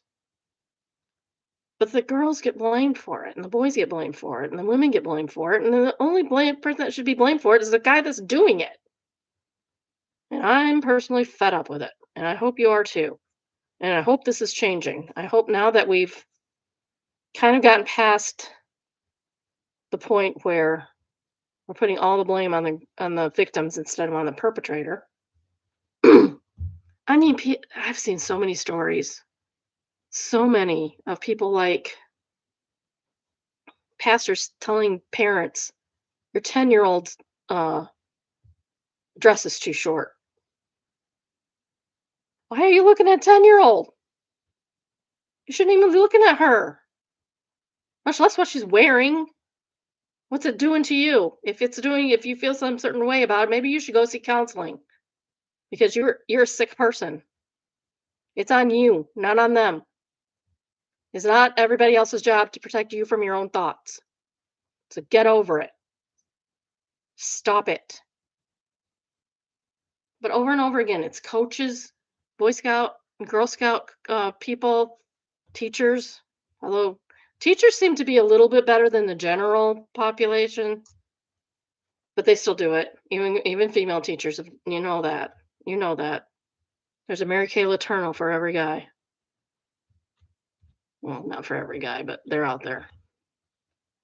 Stop. If you are attracted to a child, stop. Stop acting on it. It's okay if you're attracted to a child. I get that you can't really control that necessarily, but you can get help, and you cannot not act on it, which is what they've been telling gay people forever. But why doesn't it? Why doesn't it apply to predators? I don't get it. That literally was the line in our church. If you're gay and you don't act on it, you're fine. You're not sinning. You just have to be celibate the rest of your life. May as well become a priest at that point. It's ridiculous. And also there's been in the news. Congress has been covering up for each other for years too. They have a list. They have a list of the Congress people who go after their subordinates. Stop. Stop it. If someone is subordinate to you at work, they are not in your pool of potential partners. Just leave them out of the pool of your potential partners. Stop it. If they're even with you, that's fine. But if they're your subordinate, they are not in your pool for potential partners. And you need to fix the pool of potential partners before you ask somebody if they want a relationship with you, because otherwise they can feel pressured. Even if you're not intending that, that can be the result. Your intentions don't always matter. The result is what matters. Stop it. Mostly men, stop it. This is why we choose the frickin' bear. All right. Now we need a palate cleanser. Oh, this is in Boca Raton, Florida. It looks ginormous and right on water. What even is this? By the way, Boca Raton, Florida just elected a new mayor by six votes. And it was a 13-point swing from Trump's election. So personally, I think that's pretty cool. So I'm all in for Boca Raton lately. Okay, this is $22,550,000. It's got 12 bedrooms, 11 bathrooms, 12,709 square feet. That's insanity. I want to know what we gotta find out what the taxes are in this place. It's very pretty though. It looks like a resort. I think it's just this one. I don't think it's that one and that one, is it? I mean, it could be. I don't know. Doesn't have much of a yard for $22 million. It's in sun and surf. Gotta love Florida. It's ridiculous. It's ridiculous. Oh, the money you need. Why is there a tree drawn on it? Why do you have to mural a tree on your house? That's weird. Oh, the ocean's right on the other side, but it's not even on the ocean. You have to go all the way down here just to get to the ocean. I want the other side. I want the other side. How much does that cost? What's that costing me? Can't even see the ocean. Like, what's the point? $22 million. I'm gonna want to see the ocean. I'm sorry. Oh, look at the pool. It's a fish. Oh my god, that's so cool. I'm sorry, I love that. Oh, that's awesome. That's hysterical. Look at this little no yard at all. At least they have a little bit of green on theirs. How hard is it to keep that up? You have your little dock here for your boat that you're gonna have to have because you can't have a $22 million house and not have on the water and not have a boat. That's just not allowed. Also, they have painted up here little ocean scenes. They do have solar panels, so that's nice. Not nearly enough of them. 5, 9. Sorry, I'm counting solar panels. Oh, here we go. Oh, maybe they do have enough. No, they do have enough solar panels. Okay. I feel better now. Although you need to cut these trees down. You need to cut the trees because they're interfering with the solar panels. You can see where the shadows are. That's not good for the solar panel. For some reason, our solar panels, if it's if it's opened, like if it's has half of the solar panel this way, it doesn't work at all. If it has half of it this way, you're getting better power from it. Yes, I have solar panels in my backyard. Well, how to get that doesn't. Oh, there's a stupid golf course. Why don't put the golf course over here and put the houses over here? That would make more sense for people. You don't need to golf on the beach. That's crazy. Can we get inside? I'm curious what these are. They're for hurricanes or do they just get knocked down? This tree has an entire net over it.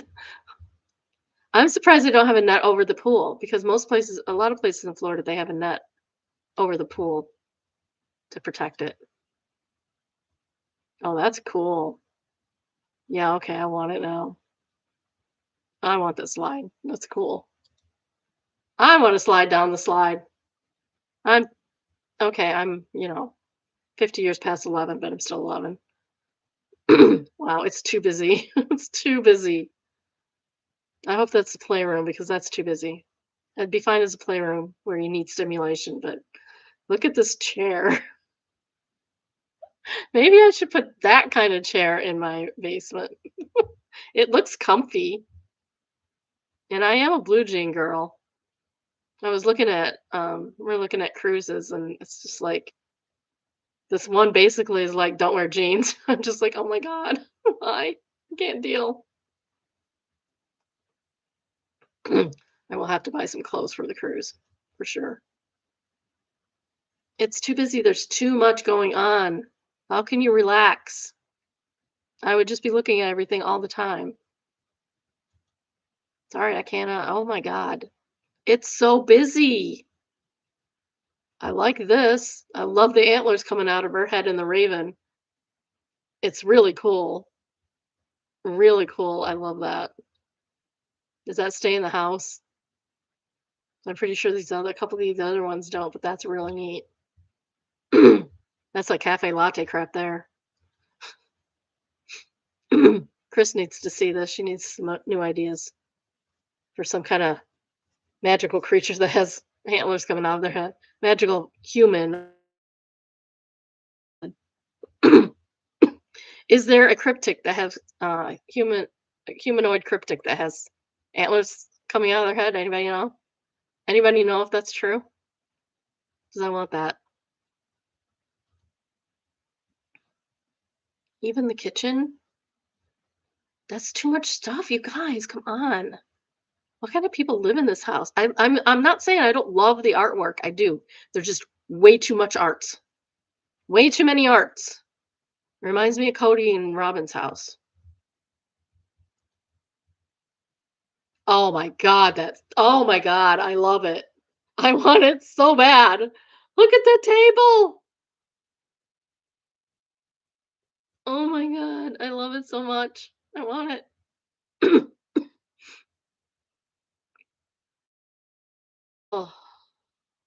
I want that table. I found the table I want, honey. We've been looking for a new kitchen table. The one we have is for 6 people, and it is really for 6 people and not for 10. Oh, I love it. People going on up here. Eh, it's still too busy, but I want that table so bad.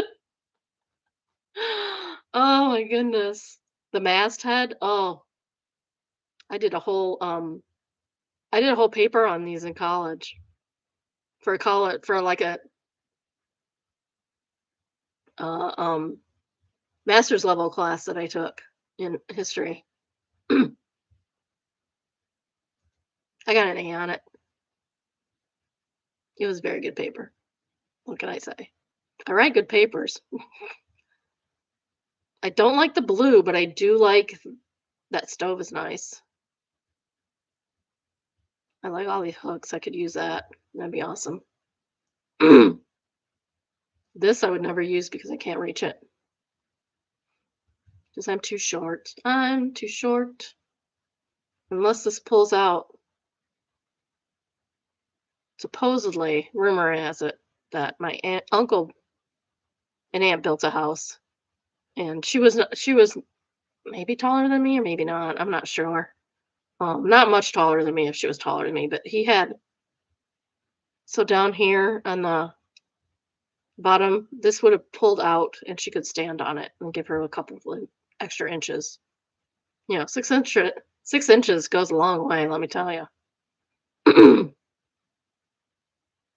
Still too busy. Everything is too busy in this house.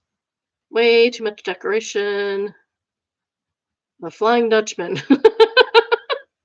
Flying Dutchman was a sailing ship, sir, not a UFO. And now we got Oriental stuff coming in. Asian.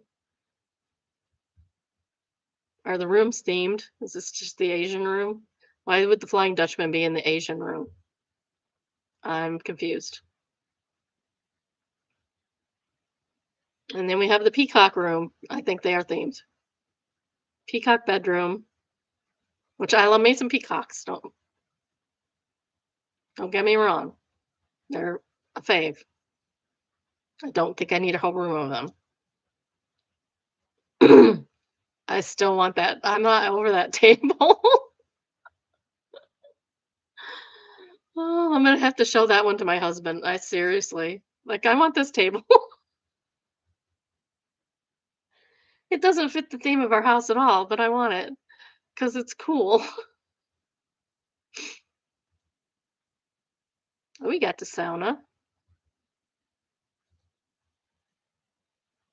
on the beach. Oh, we got a hammock. That's nice. Sit out there and read my Kindle, which I would never get to. I'll get to these things where I'm like, I'm going to do this for an hour and I'm going to do that for an hour and I'm going to do that for an hour and then I never get to do it because something always comes up and I have some other project thrust on me. Okay, I'm not a fan of the bowl sink at all. This must go with the Asian themed bedroom. It's an Asian themed bathroom. Not a fan of this black brown tile.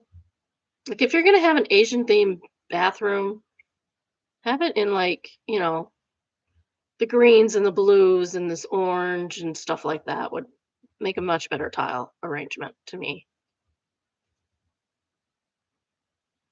Is this the horse room? It's the horsey room. We have the Sistine Chapel and horses. Love me a horse. Oh, look at that. He's so cute with his little lunch hanging out of his mouth. I like this room. I like me some horsies. You can just ask my friend Mary. Not that friend Mary. Not Mary. Not Mary Ann. Mary. That's interesting. Oh, so that's not. If this is the thing that looked like the seascapes that were painted, they're not painted. They're like stained glass. This costs a lot of money. What's this for? I want to know what that's for.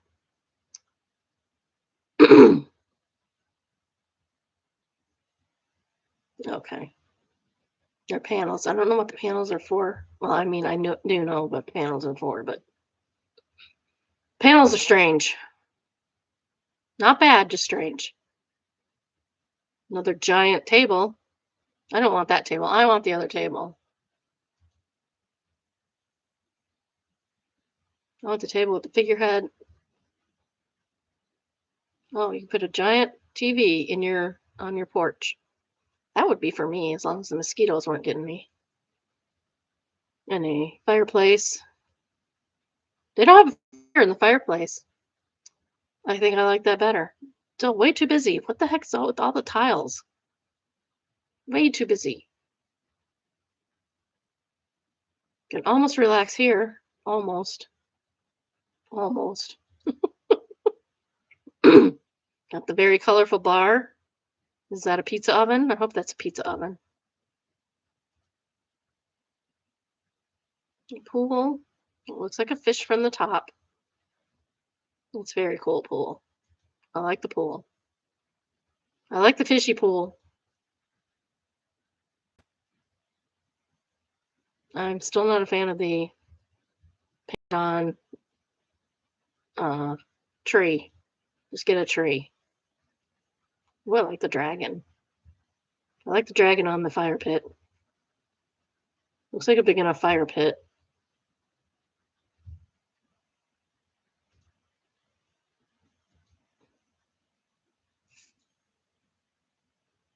Is this a pond? Is this supposed to be a pond? Or is it another pool?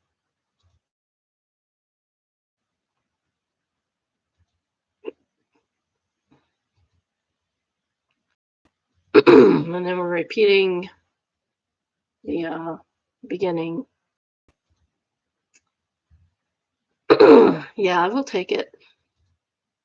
$22 million, but that got that. You will be paying $150,000 a month for your mortgage for this house. It was built in 2016. It's on half an acre, which is pretty good for that. Probably pretty good for that neighborhood. It looks like a big lot for that neighborhood. It's also a big house, and it's got a pool and another pool or pond. I don't know what the other thing is. I don't know if it's supposed to be a koi pond or another pool. Prime location. Yeah, all caps. Jewel Crown. It's on Barrier Island. Extra large lot.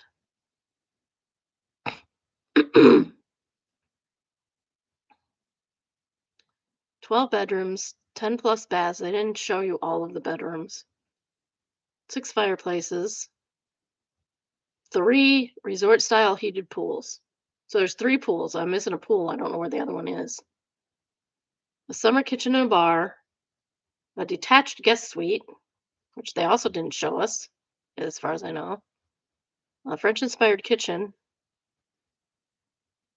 European influenced master suite with sauna, jacuzzi, a crystal bed, and radiant floors. Radiant floors is nice. That's nice. Spacious balconies, picturesque views. Deep water frontage. Unlimited dockage and a no wake zone, which is nice. You can go play golf or go to the beach. An investment opportunity. Has a whole commercial grade whole house generator. That's nice. Direct access to street national gas is a bonus. Yeah, that's nice, especially during hurricanes. Get hit sooner or later. I would like to know of seen more of the inside of the house. The bedrooms are huge. The smallest one is 15 by 11. That's huge. That's a huge bedroom. Plenty space. They do not have enough pictures for this house. It's wild. Um,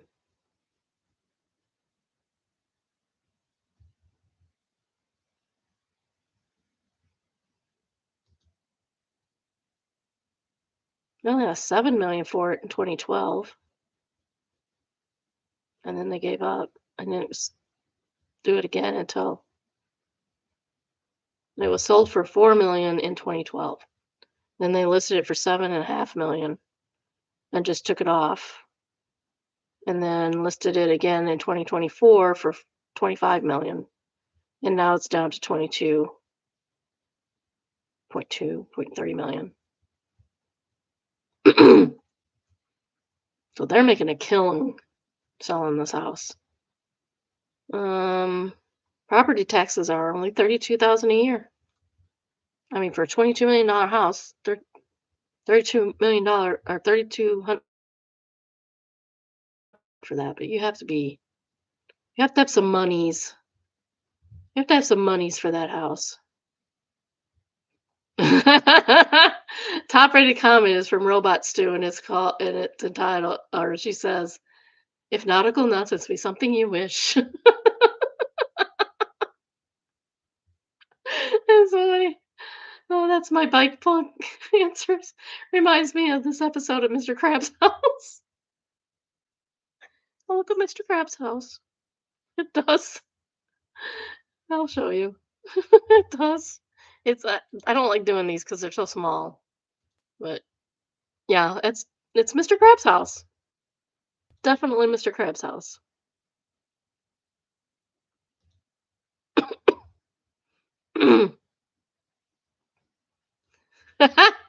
So, first comment, if nautical nonsense be something you wish, then jump in the boat that's shaped like a fish.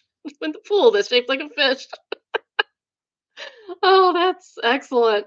Oh, I love Reddit. That's so funny.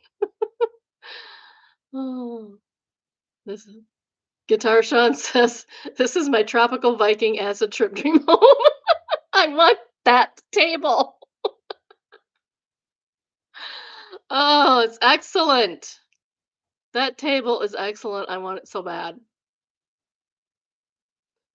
HypnoFedX says, "If I spend $22.5 million on a home, I'll make it as gaudy as I want with zero apologies." 100. Okay, historian says interior design opinions are for the pores. Put another side in the put another slide in the entryway.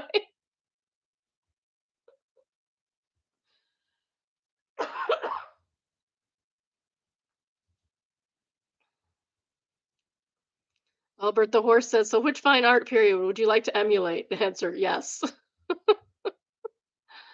Science, okay. Answers, there's eclectic, and there's artsy, and there's artsy, it's eclectic, and there's whatever the heck this is. Oh. P- Physical Partick says, "No, this is glorious. It should be kept exactly like it is. Unfortunately, the kind of house flippers that paint everything black and white cannot afford this because otherwise I would personally have to stand outside the front door keeping them away with cattle prod."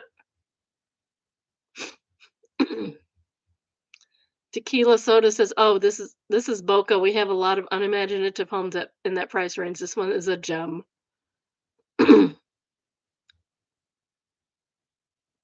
Oh, I missed the MC Escher floor. I missed that. I'm gonna have to go back and look at this one again. This one is staying around. This one's staying around because I got to show my husband that table. I'm gonna tell him I found the bestest table in the world. I found the bestest table, honey. We gotta get it. We gotta get this table. This is the only table I want in the whole wide world. Oh.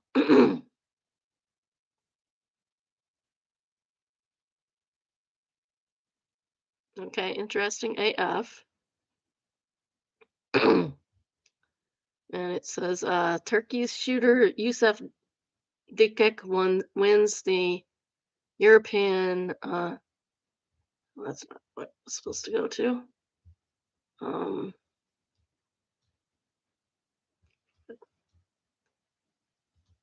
okay, there is shooting, so be warned. And um, I'll probably get dinged for this on YouTube. Just saying. I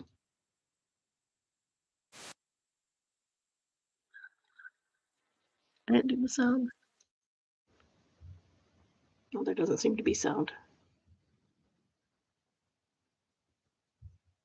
Men in suits and ties are very happy.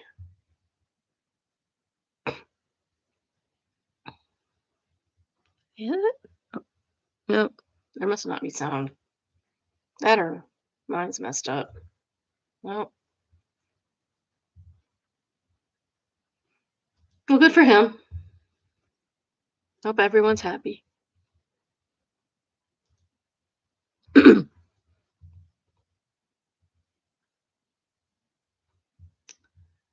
Vast Breakfast says, imagine you're so good at that you get memed at the Olympics for not even using all the equipment available to you to the point where people have no interest in guns or shooting are excited to see you kicking ass later. That's cool. Next is Am I the A-hole? AITA for leaving because my sister-in-law hid my shoes to keep me from taking walks. What? Why would somebody do that? It's just weird. Like, stop. People, knock it off. Sorry if there are any sentences that are missing words. This was over 5,000 characters when I first wrote it, so I had to edit it down. She's my sister-in-law, not my sister. My Sil has 3 little ones, and her husband, my stepbrother, had to leave the country for work for a few months. I offered to stay so that I could help her out where needed, and she happily accepted. I live across town, so it's not that far. I was there for 3 days when my sister-in-law commented on me going on daily walks. It's healthy to do that. I've taken a daily walk for at least a mile since October of 2018. Yes, even with a cold. Yes, even in cold water. Yes to all of it. On nice days, the walk is usually 4 miles. At my sister-in-law's, I started taking a path that was about 2 miles. I asked if she wanted me to watch the kids while she got some exercise, and she scoffed and said she was too busy, but it must be nice. I was a little puzzled since I was offering to help, but the comments kept coming. She kept trying to poke holes. It's not really a mile every day, right? And what would you do if you broke your foot? Would you get anxious that you couldn't take a walk? Then one day I couldn't find my shoes. My sis still woke up an hour later. I was eating breakfast with the kids and I asked her. She told me to go check the back door. And when I'd gotten back, she pointed at them by the door and said I must have missed them. I took my walk after telling her that her joke wasn't funny. She was annoyed when I got back and told me that she thinks I need to see a therapist over my anxiety slash obsession. He takes a walk every day. Doctors like literally tell you to do that. It has nothing to do with anxiety. I told her that I do have a therapist and she said I clearly need a new one because this one isn't helping. I asked her point blank why does it bother her so much if I want to take a walk. She's the one that needs a therapist, not him. She said I was supposed to be there to help her with the kids and I'm disappearing for hours at a time. I told her my walk's takes 30 minutes and I'm doing it while they have downtime. I put my shoes in the guest room with the rest of my things and they were gone the next morning. I just said wing it and packed up my things and left. If it isn't the consequences of your own actions, Miss Sister-in-law. My still called me when I was on my way home and said I was overreacting and being childish. No, no, you're the one being childish by hiding someone's shoes, ma'am. And this is why I'm single and alone. I told her I don't play these stupid games and I would still pick up girls and stay until she got home from work, but that she's on her own for everything else. AITA. No. Edit. Okay, I did not expect to be told I'm NTA to this degree. I thought a lot more people would have arguments I why I was since it has to do with taking care of kids. It's not your kids. You're doing her a favor and you're taking 30 minutes out of your day to take a walk. Highly recommended, by the way. Not that I do it. I should. I'm gonna start as soon as the weather warms up. What's the temperature right now? Yeah, not warm enough for me. But yeah, I need to start because if we're going on one of these trips, I need to be able to walk and to keep up with everyone. And last year just put me down, and I am like, I was at, when I quit my job, I was in really good shape because I had been walking stairs and walking like half a mile, well, quarter of a mile every day to and from my car, quarter mile each way to and from my car. So I was doing good, and then I got so sick last year, And I mean, I walked in Seattle. It wasn't necessarily pleasant most of the time. I need to get where a good pace is pleasant for me. And I can do it. I know I can do it because I was there. I suggest therapy says, there's a top comment. It says, NTA is most certainly your cell who needs a therapist. Tell something about your wellness routine is triggering her in some way, and it's weird and unhealthy. Yes, exactly. Some someone rebuilding answers. Does she expect you to be her nanny maid on duty 24/7? Nope. And dog concierge says she sure did. Agreeable effect answers. That's what I'm thinking. You're a grown adult volunteering your time that you don't have to volunteer. The least you could do is leave your routine alone. It's not even like it's not even that bad of it. It's an hour to himself. She needs to take an hour to herself too, and she was offered it. So Phil Phil Coffins said answered, she's angry OP took an extended unpaid break from his unpaid job. And Boo Boo Geomatic says she's angry that OP has an easy life being single and childless, something that she lost when she produced 3 children. It's not OP's responsibility to care for them. If anything, the sister in law should have been grateful forever grateful for the offer of free help. The entitlement of some people makes me sick. OP, if I were you, I'd mind my own business and cut the help altogether. Also, from my own experience, when you're told to change therapists because they're not helping, that's the strongest proof that they actually are helping. People who can't accept your improvements will always try to drag you back to where they can comfortably manage you. NTA. Sister Tulips is the second top rated comment. And she says, your sister in law is jealous of your self care and it's pathetic. Now she's realized she's taken it too far and she looks like a lunatic, but she is a lunatic. Who hides someone's shoes other than a lunatic? She has no way to reasonably explain this to your stepbrother. You know because what she did was nuts. Then she doubled down. I'm impressed you're still willing to interact with her at all. If she acts out of line anymore, disappear until stepbrother returns. Also, I'd contact him now and very calmly let him know what's up. Be sure to tell him she said you need a therapy for your walks. B, you are childish, and C, get leaving because your things get hidden while you are single and alone. What is she going to do? Explain how she lost a reliable live-in and then at least every day workday babysitter because she's a controlling loon. NTA. Thanks for the awards. My very first, you got 11 awards. Mama Mammoth Glove answers, oh, I'm sure she'll be able to explain this to make OP look bad. OP was supposed to be here helping me with the kids, but he was completely unhinged about his walks. I'd be exhausted after doing XYZ all day, and I'd finally turn to OP for help, and he'd be gone on his hours hours on his crazy walks. And it was half an hour instead of helping with the kids, and he wouldn't stop talking about his therapist and how anxious he is. It was also overwhelming. OP is really unhinged. I'm so worried about them.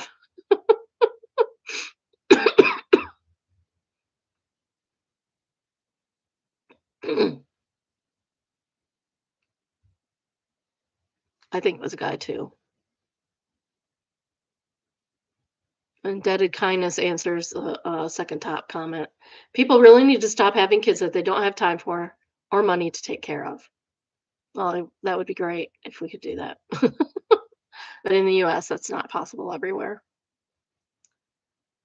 Yulalumi Mel Yuma Lumelinor says, don't play these stupid games is a perfect response.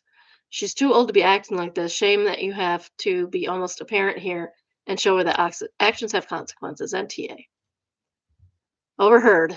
This is from subreddit Overheard. It's entitled, It's Really Rude of You to Keep Sitting There at a Cafe in Berlin. I was working from a cafe in Berlin where they have low two-seater leather couches, and a grumpy man with his dog walked in from the rain. It was full except for a single couch occupied by someone sitting in the middle. He just stood staring at her for a few minutes while she was on her laptop. That is kind of rude. I'll admit that's kind of rude.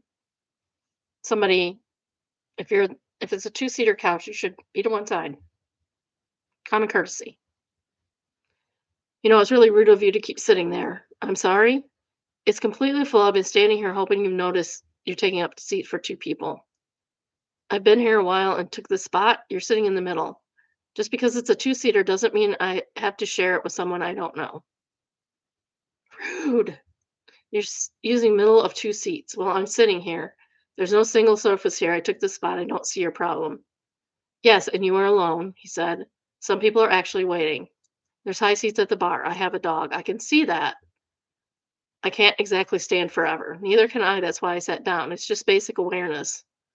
I don't want to sit pressed up against a stranger, especially with a wet dog. So that's it. You're not moving. No, tough luck. Not coming. Not, for not coming in earlier. Unbelievable. I agree with him. I agree with him. Oddworldliness says any perspective from Berliners, etiquette differs from culture to culture. OP says, added another comment about the context of the cafe, but in this case, I'd say it's not uncommon at all. They encourage working from there, and in her case, it's not like she was freeloading. Definitely had been consistently ordering teas and beers. Also, the back half of the cafe wasn't full, where they have tables and chairs, so he just really wanted to squeeze his way onto the couch. Okay, that's a different situation, but I still think it's rude. Berlin wise, though, normally if someone's taking a spot, you wouldn't try to share it with strangers unless there's a big communal table type of place. You would, however, keep staring their way to make them uncomfortable. We love staring. Greasiest guy says, ah, that's why he was just looking at her, hoping he'd notice. The Mighty Pip says, I used to live in Berlin. Um, okay, they're just talking about where the cafe is. I'm sharing says, there's a dining in my city that regularly gets a lineup at peak hours.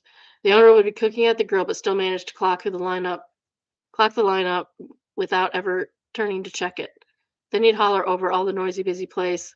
Who's leaving? Worked every time. Legend.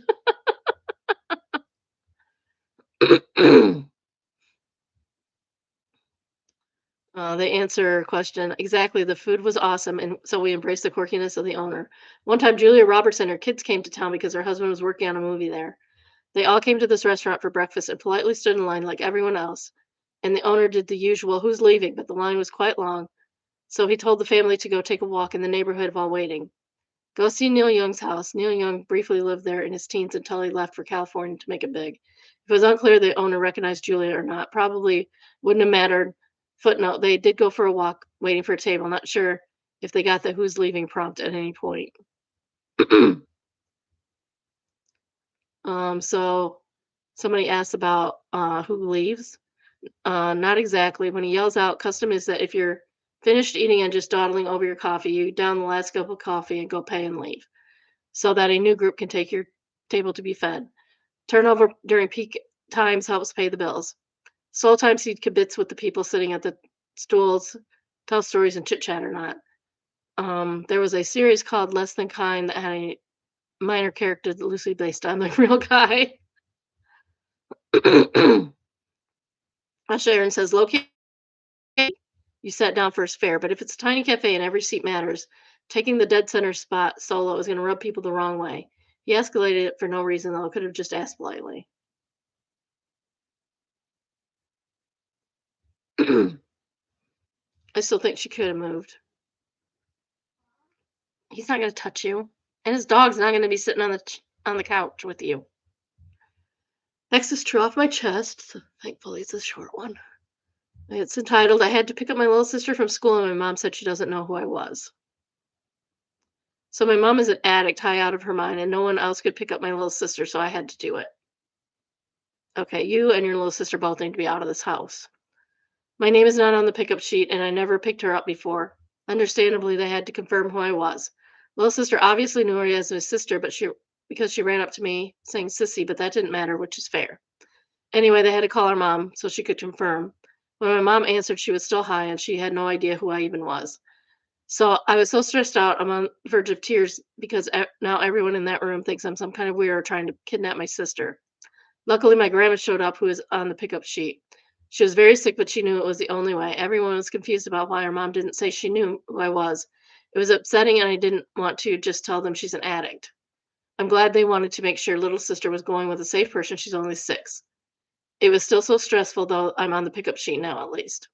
I would If I was in this school, I'd be calling CPS, check on those kids. Damn it, Gravy says, I realize it's difficult, but would you honestly be worth your time or your grandma's if the school thinks her word more than you? To tell the school your mom has problems with addiction. Your sister needs support from the adults around her, given her unreliable parent. Because while she might be in physical danger, there is so much an addict can do that harms children. Admitting and acknowledging it within your family is only half the battle. Um, OP says they are aware now, and CPS has a meeting at her school. Thank goodness. Thank goodness. I feel so much better.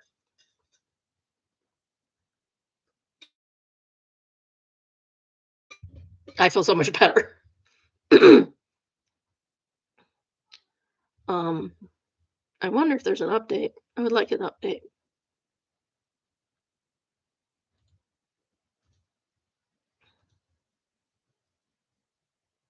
They hide their posts. Stop hiding your posts. It's sketch when you're hiding your posts.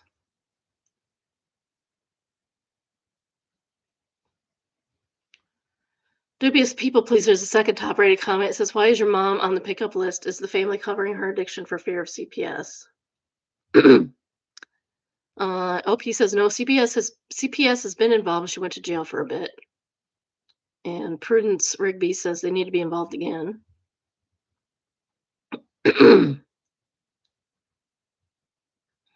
People, I'm telling you, judges will bend over backwards to get kids back to their addict parents. It's ridiculous.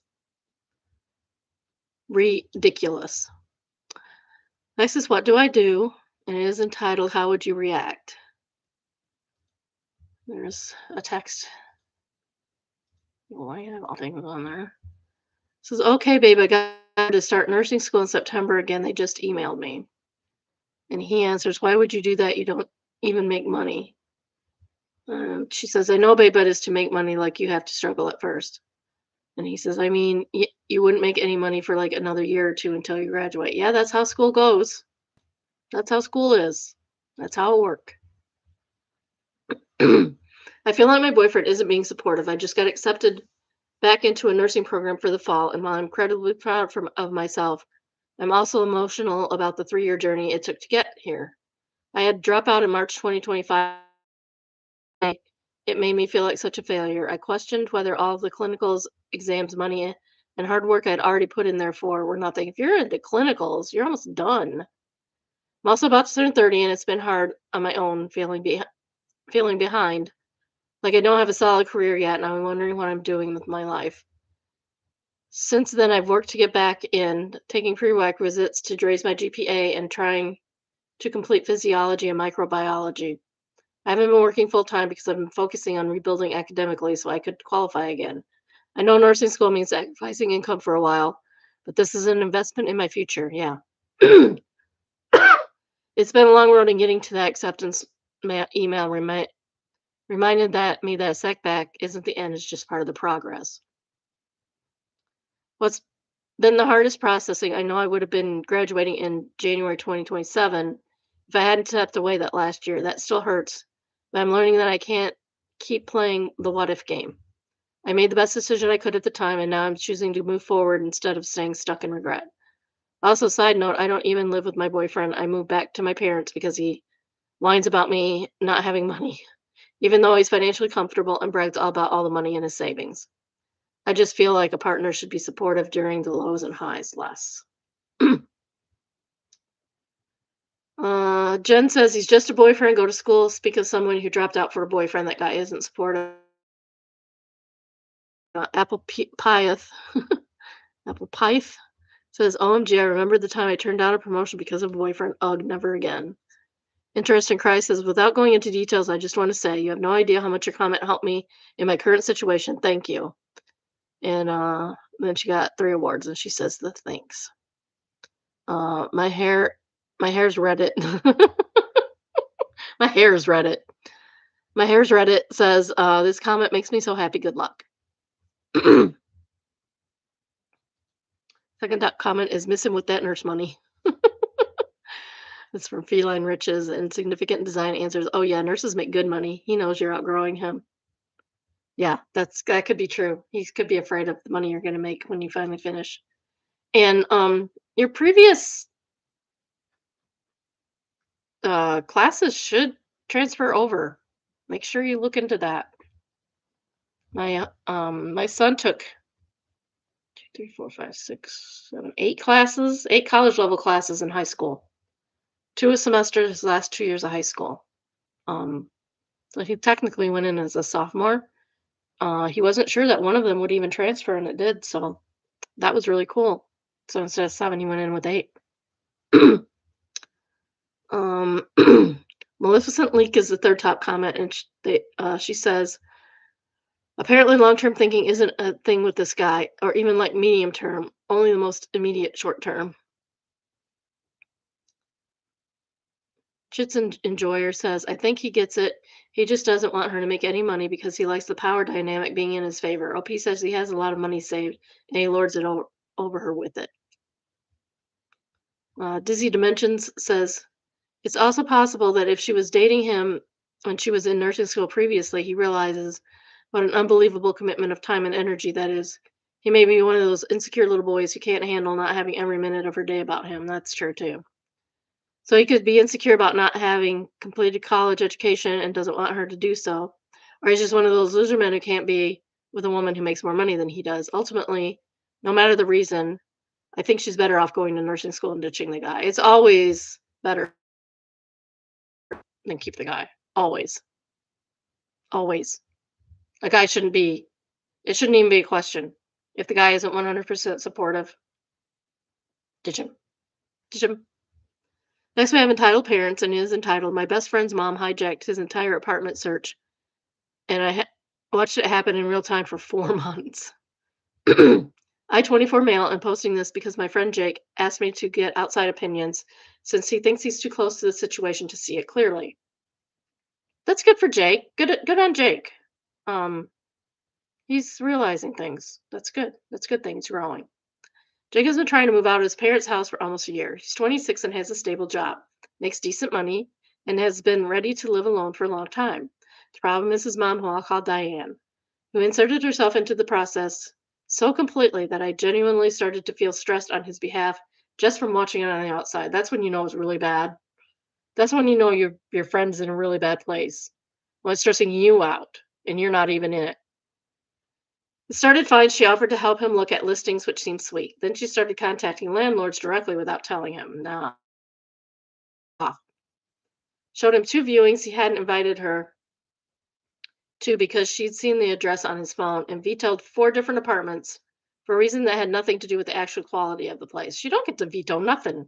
It's not her that's living there. One was too far from us. That's the one you should take. That's the one Jake needs. He needs that apartment for sure. One had a neighbor she didn't like the look of the hallway. One was rejected because the building didn't have a parking spot she should use when she visited. I will admit that when I go see my daughter, it's nice to have a parking spot because they only have 1 car right now. And they have a little tiny garage, a detached garage with their townhouse that they're in. And there is an extra parking spot.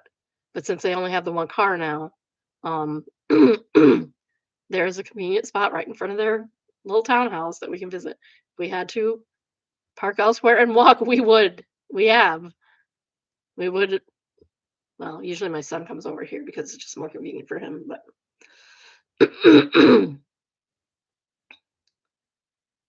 Jake kept going along because it's genuinely easier than the argument. Last month, Jake found a place he loved. Didn't tell Diane the address until he'd already signed the lease. Good. Good for Jake. Good going, Jake. She found out through his younger sister and stopped speaking to him for 11 days. Oh, well. That would not bother me a bit. Nope. 11 days over not being consulted on a lease she had no legal or financial role in. Now she's starting texting me, asking directly if I know why Jake seems so distant lately, as if I'm going to report back to her. I haven't responded, but Jake thinks I should just play along to keep the peace. I really don't think that's my job. It's not. And Jake needs to grow up and confront his mom. Oh, can you imagine when he gets married? Is he going to reject the wife? Is she going to reject all the girlfriends? Oh my goodness. Valeria says the part where she went silent for 11 days is honestly the most revealing thing in this whole story. Think about what that actually The thing about that actually is a 26-year-old man signed a legal document with his own name and his own money, and his mother's response was to punish him for it. That's not a parent who got their feelings hurt. That's a parent who expected to have veto power and didn't get it. As for you playing along when she texts, no, it's not your job.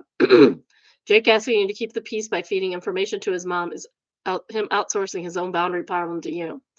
You don't have to be rude to her, but you don't owe her updates on your friend's mood. I really don't know, and leave it at that is a complete sentence. Whoopi says the 11-day silent treatment freaked me out too. I'm not her messenger. If she asks, I'll hit her with no idea, ask Jake and dip. Yeah, that's a good idea. Duggar says I'd go the other direction. Not sure what you mean. If anything, he seems much happier and livelier spirit since the date he signed the lease. Oh. Miley one says, I really like this. My son's 20 today. He's looking at secondhand cars and driving me nuts with some of the crap boxes he's considering, but it's his money and we can only give advice. And then she answers herself and says, OMG, you took my advice and just bought a ripper of a car. Ooh, yeah. um, second top rated comment is from Mustafar. And she says he vetoed the apartment because the building didn't have parking for when she visited, not for Jake, for her visits. She was already planning her schedule around a place she hadn't even rented yet, and Jake is surprised he's texting his friends now. Or OP says, yes, the parking thing was wild. She was shopping for her hangouts, not his. Jake's surprised is just him coping, I think. BB Klinklang says, don't let him give her a key. Proud Lion Lady says, don't judge Jake harshly. My mom was a covert narcissist, and she conditioned me from infancy, really. His mom probably has been doing the same. When you are inside the bubble, it's hard to realize what is happening to you and what's wrong. It sounds like Jake is on the road to figuring it out and will need good friends like you to help him along the way. He also needs to talk to some mom and not normal. Java's the third top-rated comment, and they say, I really hope he doesn't give her a key for emergencies. She will come over and check on him by cleaning or cooking and making sure she's the most important person in his life. It's his responsibility to protect his space and his peace. She weaponized not talking to him. Hopefully he realizes this isn't healthy and gets counseling to find out what healthy relationship looks like. 100%. What did I just say? Next we have Oh No Consequences. Entitled, After Being Selfish and Horrible Spouse, My Partner is Finally Over It. How Can I Make My Life Easy Again? This was originally a True Off My Chest. Entitled, My Marriage is Ending and I'm a Complete Loss. Okay, we have not read it because it doesn't have enough about. So I know we haven't read it. So good. We have something new to read. I don't even know where to start on this one, but I need an outlet, so here I am. I'm married to a wonderful person, 41 female, who is, oh, he's male, 41 female. So they're both 41, traditional male female marriage, who is an amazing partner and an amazing friend. She is an amazing lover and companion, too. We met in college where she fell in love with me, and it took me a while to realize I was in love with her. And that's okay. Some people are demi. It's all right. Once I got my head out of my butt and got past my hangups, I finally married her. Since being married, I've made a lot of mistakes in the marriage, including a very serious one that perhaps should have ended the marriage long ago, but she stuck with me, so he cheated on her. This includes cheating on her early on, not being there for her when she got a bad postpartum depression, not being there for her enough when she had a miscarriage, and 1,000 little things. Okay, those are pretty big things, dude. Those are pretty serious big things. I would do my best to tell her I loved her, but my actions spoke louder than my words. So you don't love her? I'm confused now. As a counterpoint, about 3 years ago, I had about a serious mental illness, hospitalizations, electroconvulsive therapy, meds that made me drool and get lost on walks, the whole 9 yards. She was there for me. She got a job so that our family could stay on its feet while I was out of work. She could have left at any point, but she kept our family together. Through most of this, with have been going through marriage counseling. I found a marriage counselor and he sucked, but she still went with me. That's surprising. If you're going to have a marriage counselor, you should get a guy because 90% of female marriage counselors are divorced and 80% of male marriage counselors are still married. And yes, this is a statistic my son found for me. She found a great marriage counselor, and we've been going the last few months. But about a week and a half ago, she just ran out of steam in our relationship. She said she didn't think I ever loved her, not really, and that I loved her like a flea loves a dog. She's completely empty and has nothing to give.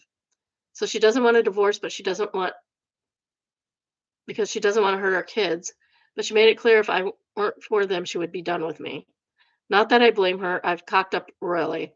I've basically winged up the relationship every way you could conceivably do, so short of physically and emotionally abusing her. What's even worse is that I don't know how to fix it. I have no credibility. I hate that my best friend is hurting so badly, but I can't fix it because I'm the problem. I can't just turn on the gas and win her back with a grand gesture because there seems to be some systemic change, or rather, there needed to be systemic change. She deserves better. I'm in therapy for myself. I have been for years, and I'm working with my therapist to find that systemic change, but I don't know if I can salvage this relationship. I want to, and I hope I'm not too chicken shit to make the changes I needed for my best friend. Anyway, thanks. Anyway, thanks for reading if you did. If you have someone in your life that you love, make sure they know it. Dude, this sounds like uh, something that you created. How did you do that? Three glowings in the fountain said, and he says at the beginning, she was in love with me. I finally pulled my head out of my butt and realized I loved her too. I would say no, no, he didn't. She was convenient and he loved that someone that would put up with all this crap and he got all the perks he wanted. OP says, I loved OP is the person who, not OOP, the guy who wrote the post, but the person who posted the post to Oh No Consequences. Quoted, I loved what she did for me and how she made me feel. Yeah, I don't think he loves her at all. Brainjacker says he's tried nothing and he's all out of ideas. Silent Ad says that quote will never get old. Huge White Boy says, I'm not gonna lie, I was waiting for him to drop the oh, yeah, I also cheated on her line. It was not surprised. I hope the wife leaves a sorry butt. Effort Automatic answers, I was already so infuriated after reading the first paragraph. Oh, next is, am I overreacting? 25 female, my overjealous religious mom freaked out because I am pregnant. AIO. Oh my. There's a doozy of a text. This is shameful and shocking news. Lord, forgive her, for she knows not what she does. First Thessalonians, it's God's will that you should be sanctified, and that you should avoid sexual immorality. As above, fornication is a sin, and we did not raise you to throw this away, and your life is like this. We tried so hard to steer you down the right path, and you've let liberalism take over. Your father will be hearing about this. Oh no, not dad. She answers, you know what, Wang Yu, I'm not a child anymore, Mom. I'm no longer a spineless little girl who was once too scared to even tell her parents she was on her period. Me and what's his name love each other, and we don't care about how you feel, how Dad feels. I'll kick you out of our lives if it means we are happy and my baby is healthy. I called you thinking, I mean, you can be kind of upset about a kid getting pregnant out of wedlock without being a total jerk about it and accepting it while not being thrilled about it. You should still be happy about it. You just don't have to be thrilled about it. Title is self-explanatory. I blocked her since this conversation. I preemptively blocked my dad because he's just it's crazy. If you've ever seen Carrie, basically, my mom is like that. Maybe not as bad, but you get what I mean. I feel sorry for OP. I really do. Both my parents are strict Christian, as in strict Christian households in Arkansas. They'd moved to New Hampshire by the time they had me, and they never grew out of it. Yikes. Honestly, I don't care if I lose them both. I have a bundle of joy on the way and a loving partner. Besides, I'm an adult, and it's time to start taking control of my own life. Good for you. Good for you, LP. You go, girl. Pretty Poet said the irony of her refusing to participate in anything unholy while cursing you at 1,000 hells. Paralegal says there ain't no like hate like Christian love. That is for sure. Best bumper sticker I ever saw said the Christian right is neither. Sue me, and Sioux is like the Indian or the Native American tribe. I had a bumper sticker that said "Born okay" the first time. Honey Rollins said I had that one that said God was spiritual, wants spiritual fruit, not religious nuts.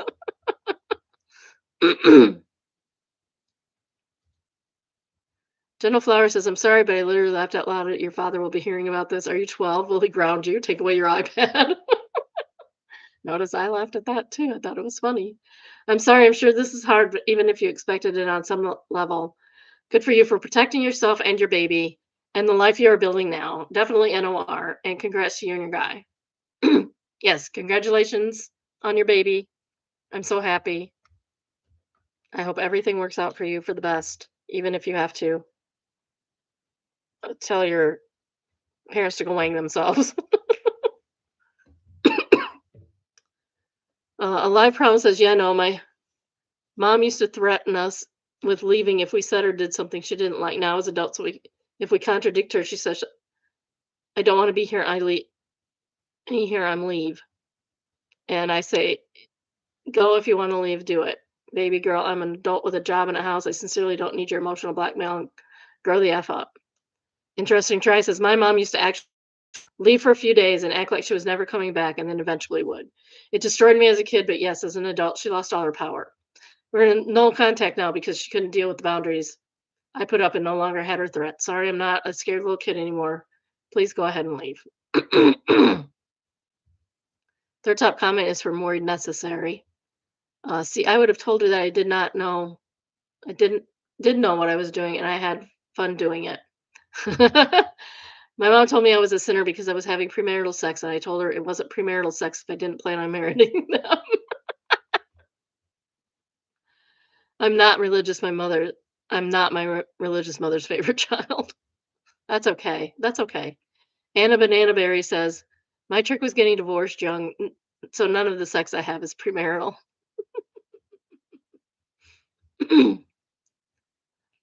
Okay, my okay throwaway says, judgmental Christians hate this one weird trick. Is it premarital sex if you got married? I don't think so. If you're, oh, maybe. I don't know. It was fixed. I'm married.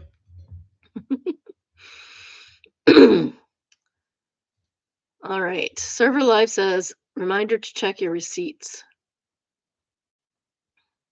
Oh my. You may have seen this circling about Facebook if you're from the UK, but dang. Don't put things on receipts that you're going to regret later is the real. This is what they called the table. It's not nice. Yesterday was my dad's funeral. At his wake, we went to Cross Poundbury. Matthew, on the business owner, thought it was just a joke to label our party as shown in this picture. Any Dorchester Poundbury people, please avoid this diabolical man and his crappy little business. Oh, wow, that's even worse. Yeah, they're depressed. They just lost their dad. Duh.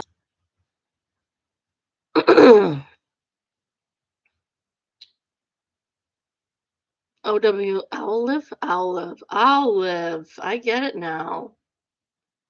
I had a coworker label a ticket scary guy. He was a regular and the father of another employee not working that day. He felt bad. The owner's employees felt bad. The daughter was forever mad at her coworker. That's sad. Second top rated comment is, hey, be wanging nice. Recently, there was one in r/Wilmington, about a waitress who titled to check mid guys, and he couldn't figure out if she was commenting on his appearance or if it was because his kids were sitting in the middle of the bar. Neurospace Explorer says definitely in the middle of the bar. My bar uses the same system. Pink Bacon says OMG is 100% titled people's checks mid when it's for the person sitting in the middle. I never considered someone would think about it was about appearance. Bad International says this is a good reminder for people who go to restaurants for many reasons. My family recently went out to restaurant within a few hours after after a family member passed away from ALS because it was the first time it felt okay to leave while watching someone die and everyone needed a break. Be kind. Yes. And also, if you are the family in this situation, also be kind. Don't take your anger or upsetness about your loss out on other people. I did get a chocolate pie out of that, though. I did. Piece of chocolate pie. It was great. I'm not even partial to chocolate pie, but that was the best chocolate pie I've ever had. Next, we have the subreddit confession entitled Pretend to be my dad's ghost and may have inadvertently saved my brother's life. My dad died when I was 13 and my brother was 15. I am so sorry. That is way too young to lose a parent. Far too young. A few weeks or months after his death, I got this weird urge to pretend to be his ghost so that my mom and brother would feel comforted. My brother and I both had the same brand stereo, so both of our remotes were interchangeable, and there was a crack between his door and frame that allowed me to control the stereo from outside the door with my remote. So I got the idea to tiptoe up to his door one night and play my dad's favorite song, Stand By Me by Benny King, on his stereo. I had gone into his room earlier that day to check the CD to see which number the track was. So I do it 3 or 4 times in a row and then I go back to bed. He doesn't mention anything the next day. I pretty much forgot about it until 15 years later when my brother and I started talking about depression and suicide one day. He confesses that he almost shot himself right after dad died. I asked what pulled him back, and he looks me dead in the face and said that he had a gun in his hand when all of a sudden Stand By Me started playing. I sat there frozen. What's even more spooky is that he continues to tell me that the first time I played it that night, he unplugged the stereo as the plug was in his hand and it played again. To this day, I haven't told him. I won't ever tell him. I would tell him. With my mom, but this has already gotten way longer than I expected. So if it picks up traction, I can tell that story. Update mom story. So, okay, here's the story about my mom. My dad was cremated and his urn stayed in my mom's dresser. I snuck in 2 or 3 nights and moved the urn to her bedside table. What's super weird about this is something similar appeared. Nothing came of it, but years later she told me not only did the urn move, but it was also glowing. That could have been triglycite. It's possible. But the unplugging the stereo, that's really weird. Okay, bodybuilder was that weird urge was your dad telling you to do the thing. Maybe. OP says, I totally agree. I felt like it was a conduit. Having kids as conduit is such a good word for it, honestly. Some people just end up being in the right presence at the exact right second without realizing the weight of it.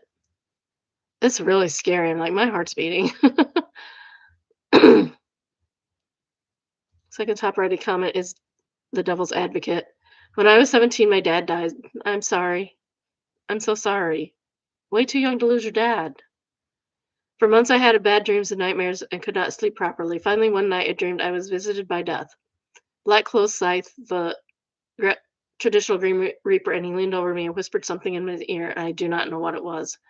But in the morning, I woke and I had no more bad dreams from then on. I was calm about things and never had another bad dream about dad anyway.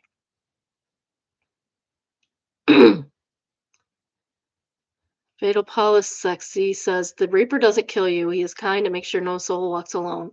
He loves the living and cherishes his charges. He brought you peace. How kind and beautiful of him. Yeah, the Grim Reaper, he's the guy who escorts you. Not doesn't kill you. He escorts you. Um, your mama's friend says, yeah, your dude just using you, and you were the easiest to get through, and you had a great dad. Okay, I have a story. So, in 2019, January of 2019, so a year before COVID, my grandmother passed away. Um, as she was passing away, um, she was looking around and stuff, but she wasn't really coherent. And I kind of got in her face, and I said, "I love you." And she acted like she was trying to talk. And I said, "I know you love me too." And she kind of nodded. And she died early the next morning. And I'm gonna cry now. So we did a whole week of all the funeral stuff. Um, my lovely coworkers and boss took over my spots for when I was supposed to work that week. Um, they made do, I made do. Love them. It was a whole week. Like I left on a Sunday and I didn't get back until the next Monday. So and before I left, I went to my boss's daughter's baby shower. Like went to the baby shower and left from there to go see my grandma and say goodbye. Um, I got home and the first morning I got home. I was sleeping. I woke up and I couldn't move, but I could like feel someone on my bed. You know how somebody sits on your bed and you feel the pressure from it? I felt that. And then I felt her like hug me from behind. I say her. I think it was grandma. I know it was grandma. Hug me. And then she got up and left. And I haven't had any contact like that since. I think she was telling me goodbye again. I don't know. I don't believe in a lot of stuff, but sometimes things happen to you that can't be explained any other way but that person cared about you. My grandma swore that grandpa opened and closed the doors all the time in the house. Followed her all the way back up from Arkansas. Next, we have Best of Redditor updates, and it's entitled Birth Sister 27 Female Tracked Me Down and Wants to Be Part of My 26 Female's Life. I don't want her at my wedding or in my life at all. Dramally? Never even heard of that one. Oh no, that's the person. Where was this originally posted?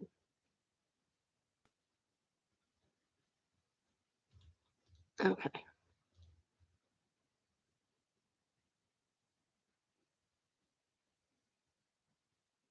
Um, it doesn't say where it was originally posted. She might post it just to her own.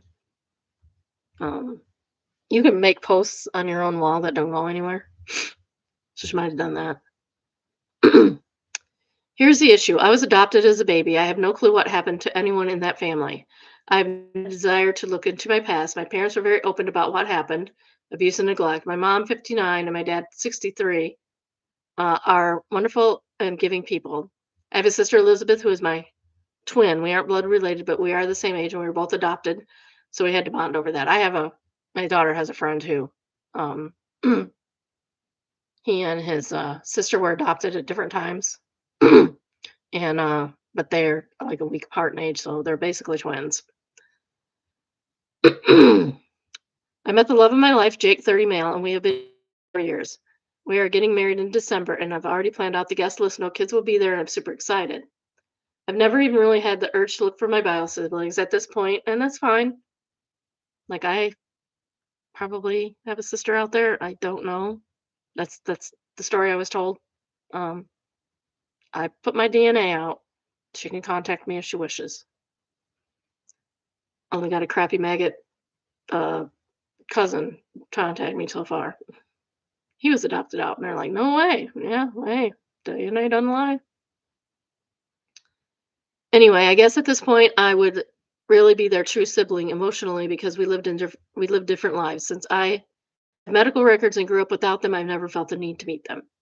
But my 27 female bio sister Janice, which you spelled Janice wrong, I'm sure, tracked me down about a month ago. She wrote on me on Facebook in July, but I didn't check my other folder until September. It was a really long letter that talked about who she was, how she tracked me down, and said she was looking for the rest of the siblings. She said she really wanted to connect with the rest of us because she needed to find her past. I didn't know what to think, but her story added up. She had some pictures, and since I was a pretty ugly baby, it's obviously us together as toddlers. Oh, that's terrible, OP. She also knew some details. She could be fake, but I don't think it was. I showed my mom and dad, and they said it checked out. We've been talking for a few weeks now, and she calls me twice a week, texting me every day. She's nice, but I have been losing interest. She's just some stranger to me. Emotionally, I find it very hard to recognize this as someone I should care about. On a deep level, I shouldn't feel like we're super close sisters. I don't get the same excitement talking to her as I do with Elizabeth. She has two kids that she talks about a lot. She tells me she showed them my picture and they have been showing people Auntie Emily. She also told me she took off time in December for the wedding. She just might need to stay with me because she's low on cash. Now I know this sounds nasty and ungrateful. She's super into meeting me, and said I'm the most normal sibling, and she's so excited to have someone to share her life with. She sounds very lonely, and I know she has built this up in her head as being the best thing to happen to her forever. I'm sorry, but sister's going to be disappointed. These things do not always work out the way you want. Despite all the happy stories that you hear, they don't always work out the way you want.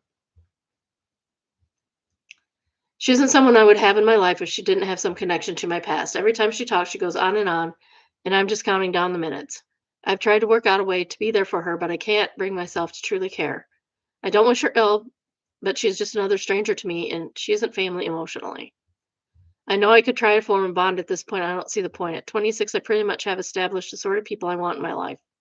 She just has views I find strange, is rude in ways I find annoying, and despite having biological nieces, I just don't feel like they are anything but someone else's kid. Does this make me a bad person? Am I horrid? No, no, not at all. They are strangers to you. And if you're not interested, you're not interested. It's fine. It's fine to not be interested. It's okay. Especially if you find her annoying and rude.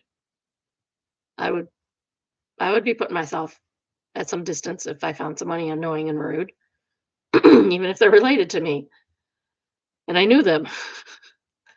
I feel guilty as hell because I can tell she wants this bad. Even then, if we did become friends, she would never be my sister because a sister means a lot more than genetics to me. I'm not sure how to tell her I don't want to talk anymore. I've talked to my significant other, and he says if I want her out of my life, I just need to handle it. He doesn't really like her that much. They have talked, but he says she puts a lot of pressure on him to be close to her when this stuff doesn't even always work. Relevant comments. Plastic Venus says, Janice, I've enjoyed getting to know you, but I just don't feel an emotional and familial bond that you seem to. Whilst I appreciate your need to get to know your family, I feel like I already have a family, and pretending otherwise is deceitful and unfair to you. I know this is difficult for you, but to be quite honest, I am not ready at this stage of my life to have the kind of relationship with you that you're seeking, but I wish you well in the future. No, you're not an awful person. Often family has nothing to do with DNA. OOP says, thank you. This is a good message. I just feel bad because I should want to get to know her according to everyone in the world, but realistically, she just isn't someone I see adding value to my life. Yeah, sometimes the siblings you grew up with are like that. They're just different people. If I had a Moog, says, not according to everyone in the world. In fact, there's a famous psychological concept, the tyranny of the should. It's about trying to keep up with the unreasonable expectations. Check it out. Beagle Mama says she's a stranger to you and it just happens to share a bunch of DNA. You don't have to be instant super best friends with her, and she's coming across so clingy, I'd be creeped out if I were you. OOP says majorly creeped out. I think the Auntie Emily thing was the first in a long line of creepiness. She's showing her kids I don't know my picture and making up fantasies about who I am. It's weird. Yeah, she has an idea in her head and it's not working out. It's going to be really sad for her, but the sooner you tell her, the better. Spring Heel Jill says, wait, did she invite herself to your wedding? Like what?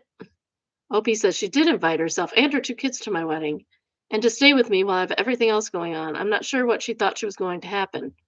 I was going to be jolly about someone being in my home with kids while I was for my wedding and honeymoon. Yeah, that's weird. You don't do that. If money's tight, you don't go to the wedding. If money's tight for you, don't go to the wedding at all. You definitely don't invite yourself and then say money's tight and I need to stay with you. Update October 11th, 2015, 4 days later. In the last few days, I've done a lot of thinking. In the short and the long, I've decided not to have her in my life anymore. What happened? Janice called me last night. I tried to be polite, but she went on a long rave about the plans she had for when she visits me. She brought up the wedding. One, would there be time to see long list of local places? No, it's a wedding, ma'am. Two, did she have a plus one? No. Three, what was the dinner options? Not your business. You're not invited. Four, already bought the girls' dresses and blue with baskets, so they could be flower girls with the rest of the children. I don't know these kids. I don't want them in my wedding.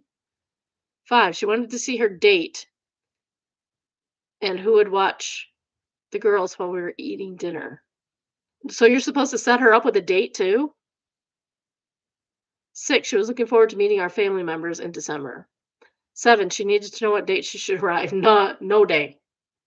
You're supposed to arrive like yesterday. Oh, too late. Eight, she would need to stay with me because she spent all extra cash on your wedding. This lady sounds like a trip, man. She has issues. She needs counseling. I was pretty shocked because she had done all this without even confirming she was invited. I'm not sure what made me ask, but I asked her if she was really in contact with the rest of the siblings. She told me some very concerning things. One, if she had been in contact with two of them, a sister and a brother, and she said they tried to talk to her but cut off contact. They were actually doing really well, even though they were in foster care until they aged out. Oh, that's so sad. They had their own kids and were married and had decent jobs. 2, they had refused to introduce her to the kids and got mad when she wanted to know more details about their lives with our parents. 3, the rest of the siblings turned down contact with her the moment she wrote them. 4, she said she was in the longest communication she had with someone with a long time. She just wanted to meet me so badly, and she had spent more money than she had to look nice. Not your problem, girl. Not your problem, OP. 5, she wanted me to help her and her girls finally have a good family. Oh, you need to find that on your own. I just told her the truth. 1, you have been coming on too quickly. I'm a bit concerned because you're trying to invite yourself to my wedding. 2, we have never met. We are pretty much strangers. I do not feel comfortable with you coming to stay in my home before, after, or during the wedding. I have a cousin in Florida that, I mean, we're Facebook friends, but that's about it. I would never invite myself to her house. I would be going, I will stay in a hotel. We can get together for dinner if you choose. You don't even have to. You don't even have to. 3, I have a sister and parents. I was raised by them. 4, I did not view any of the siblings as actual family members. 5, I'm not their aunt in anything but genetics, and I don't intend to recognize them as my nieces. If I have nibblings, they will be when Elizabeth has children. 5, I would like to cut contact. 7, I am sorry you've been hurt, but I do not have the energy to help you overcome the issues. 8, I don't want to talk about people I don't know, abuse I don't remember, or be any part of reunion stories. And 9, Janice told me she didn't have anyone else, and I was the last member of her family. Well, no, she's not. You have 2 kids, at least. I reminded her that her children were her family. She'd focus on making friendships. I hung up on her. She has tried to call me back multiple times. I block her on everything I could think of. I'm going to have my personal number changed in the next few days. I feel relieved that this is done with. Final comments. Plastic Venus says you did the right thing for both of you. The fact that her other siblings cut off contact shows that this lack of boundaries is a broader problem and eventually would have dragged you down. Whilst it's sad that she's in the position, she's not your responsibility, and the fact is leaning dangerously close to being a liability. Hopefully she back. OOP, I do as well. Jake doesn't think she will. We have security ready for her showing up. My family is aware of everything and have her blocked as well. Oh God, I hope she didn't show up to the wedding. Geez, she's just crazy enough to, maybe. Cuddle Apocalypse says, man, I can't help but feel sorry for her.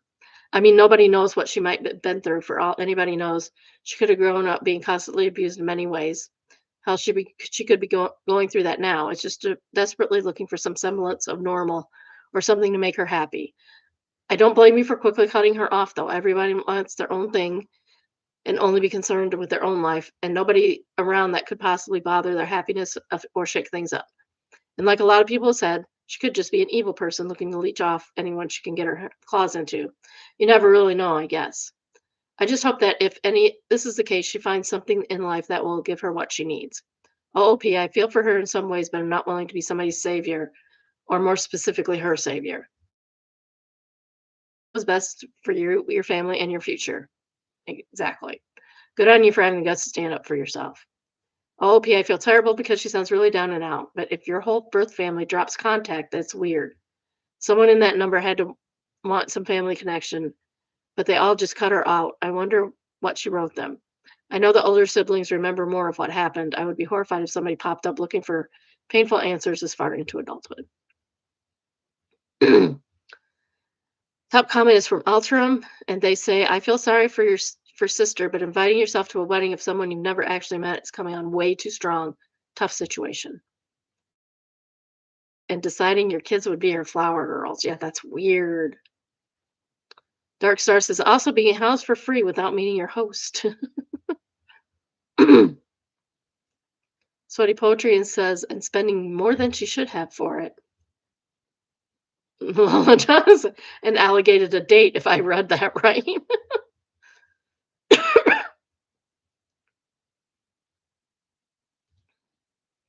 Definitely not aliens, says. This lady lost a lot and is drowning, and you know what happens when untrained rescuers go after drowning swimmers? The drowning person clings to them in their panic to get help, tries to cling to the person in a blind panic, and starts to drag the other person under. If they just relax for a split second and let the person rescue them, they would be fine. They don't. They flail and cling and panic and pull the other person under. You'd also need to be trained in safety rescue and a drowning person. OP isn't trained to rescue techniques or therapy. She was about to get dragged under. The bio sister is clearly traumatized and trying to find anyone to cling to. That doesn't mean it's OP's job to help. You can feel bad for someone and simultaneously recognize they were dragging you down under as well. Yep, that's true. Whiskey Biscuit says this is a really good analogy. I've known people like this in real life, and I ended up having to distance myself because I could tell that it was affecting my mental wellness.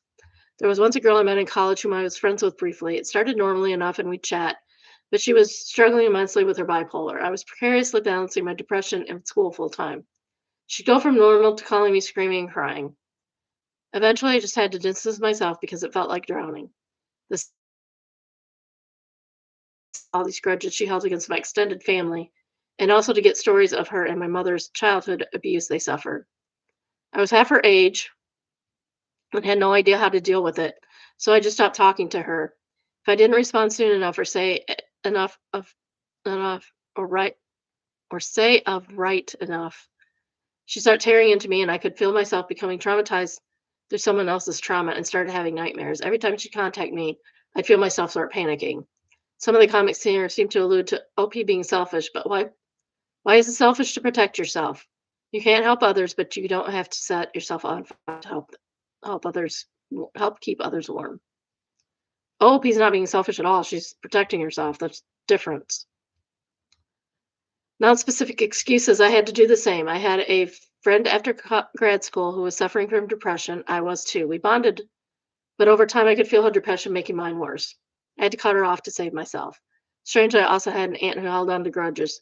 She wasn't my favorite, but she seemed to think that because she was family, I could take whatever abuse she wanted to pile on my head. The straw that broke the camel's back in that relationship was her sending me an email telling me off for not being grateful enough for the toys she bought me for Christmas when I was about 6 years old. She sent that email when I was in my late 20s. I decided then and there that didn't need that energy in my life and never bothered to initiate contact again. I saw her around from time to time, but never went out of my way for her. Wow. I think we need some wholesomeness. Don't you? We need some wholesomeness. This one is just entitled Wholesome. And it's captioned, His heart will never know a better feeling.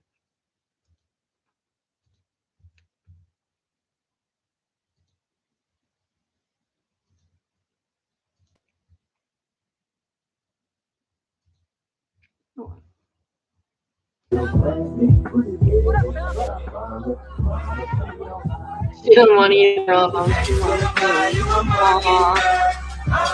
Oh, so sweet. That's so sweet. I love that. That was perfect. That was perfect after that mess. I love it. All right. Well, that's all I got for today. Um, I'll be back on Tuesday, I think. Maybe I'll come on over the weekend. I don't know. I don't know. Oh, anyway. Oh, I need to go have a good cry. I don't know. Take care of yourself. I love all of you. Bye, biddies. Where's my room? There it is. Bye. Love you. Bye. Bye.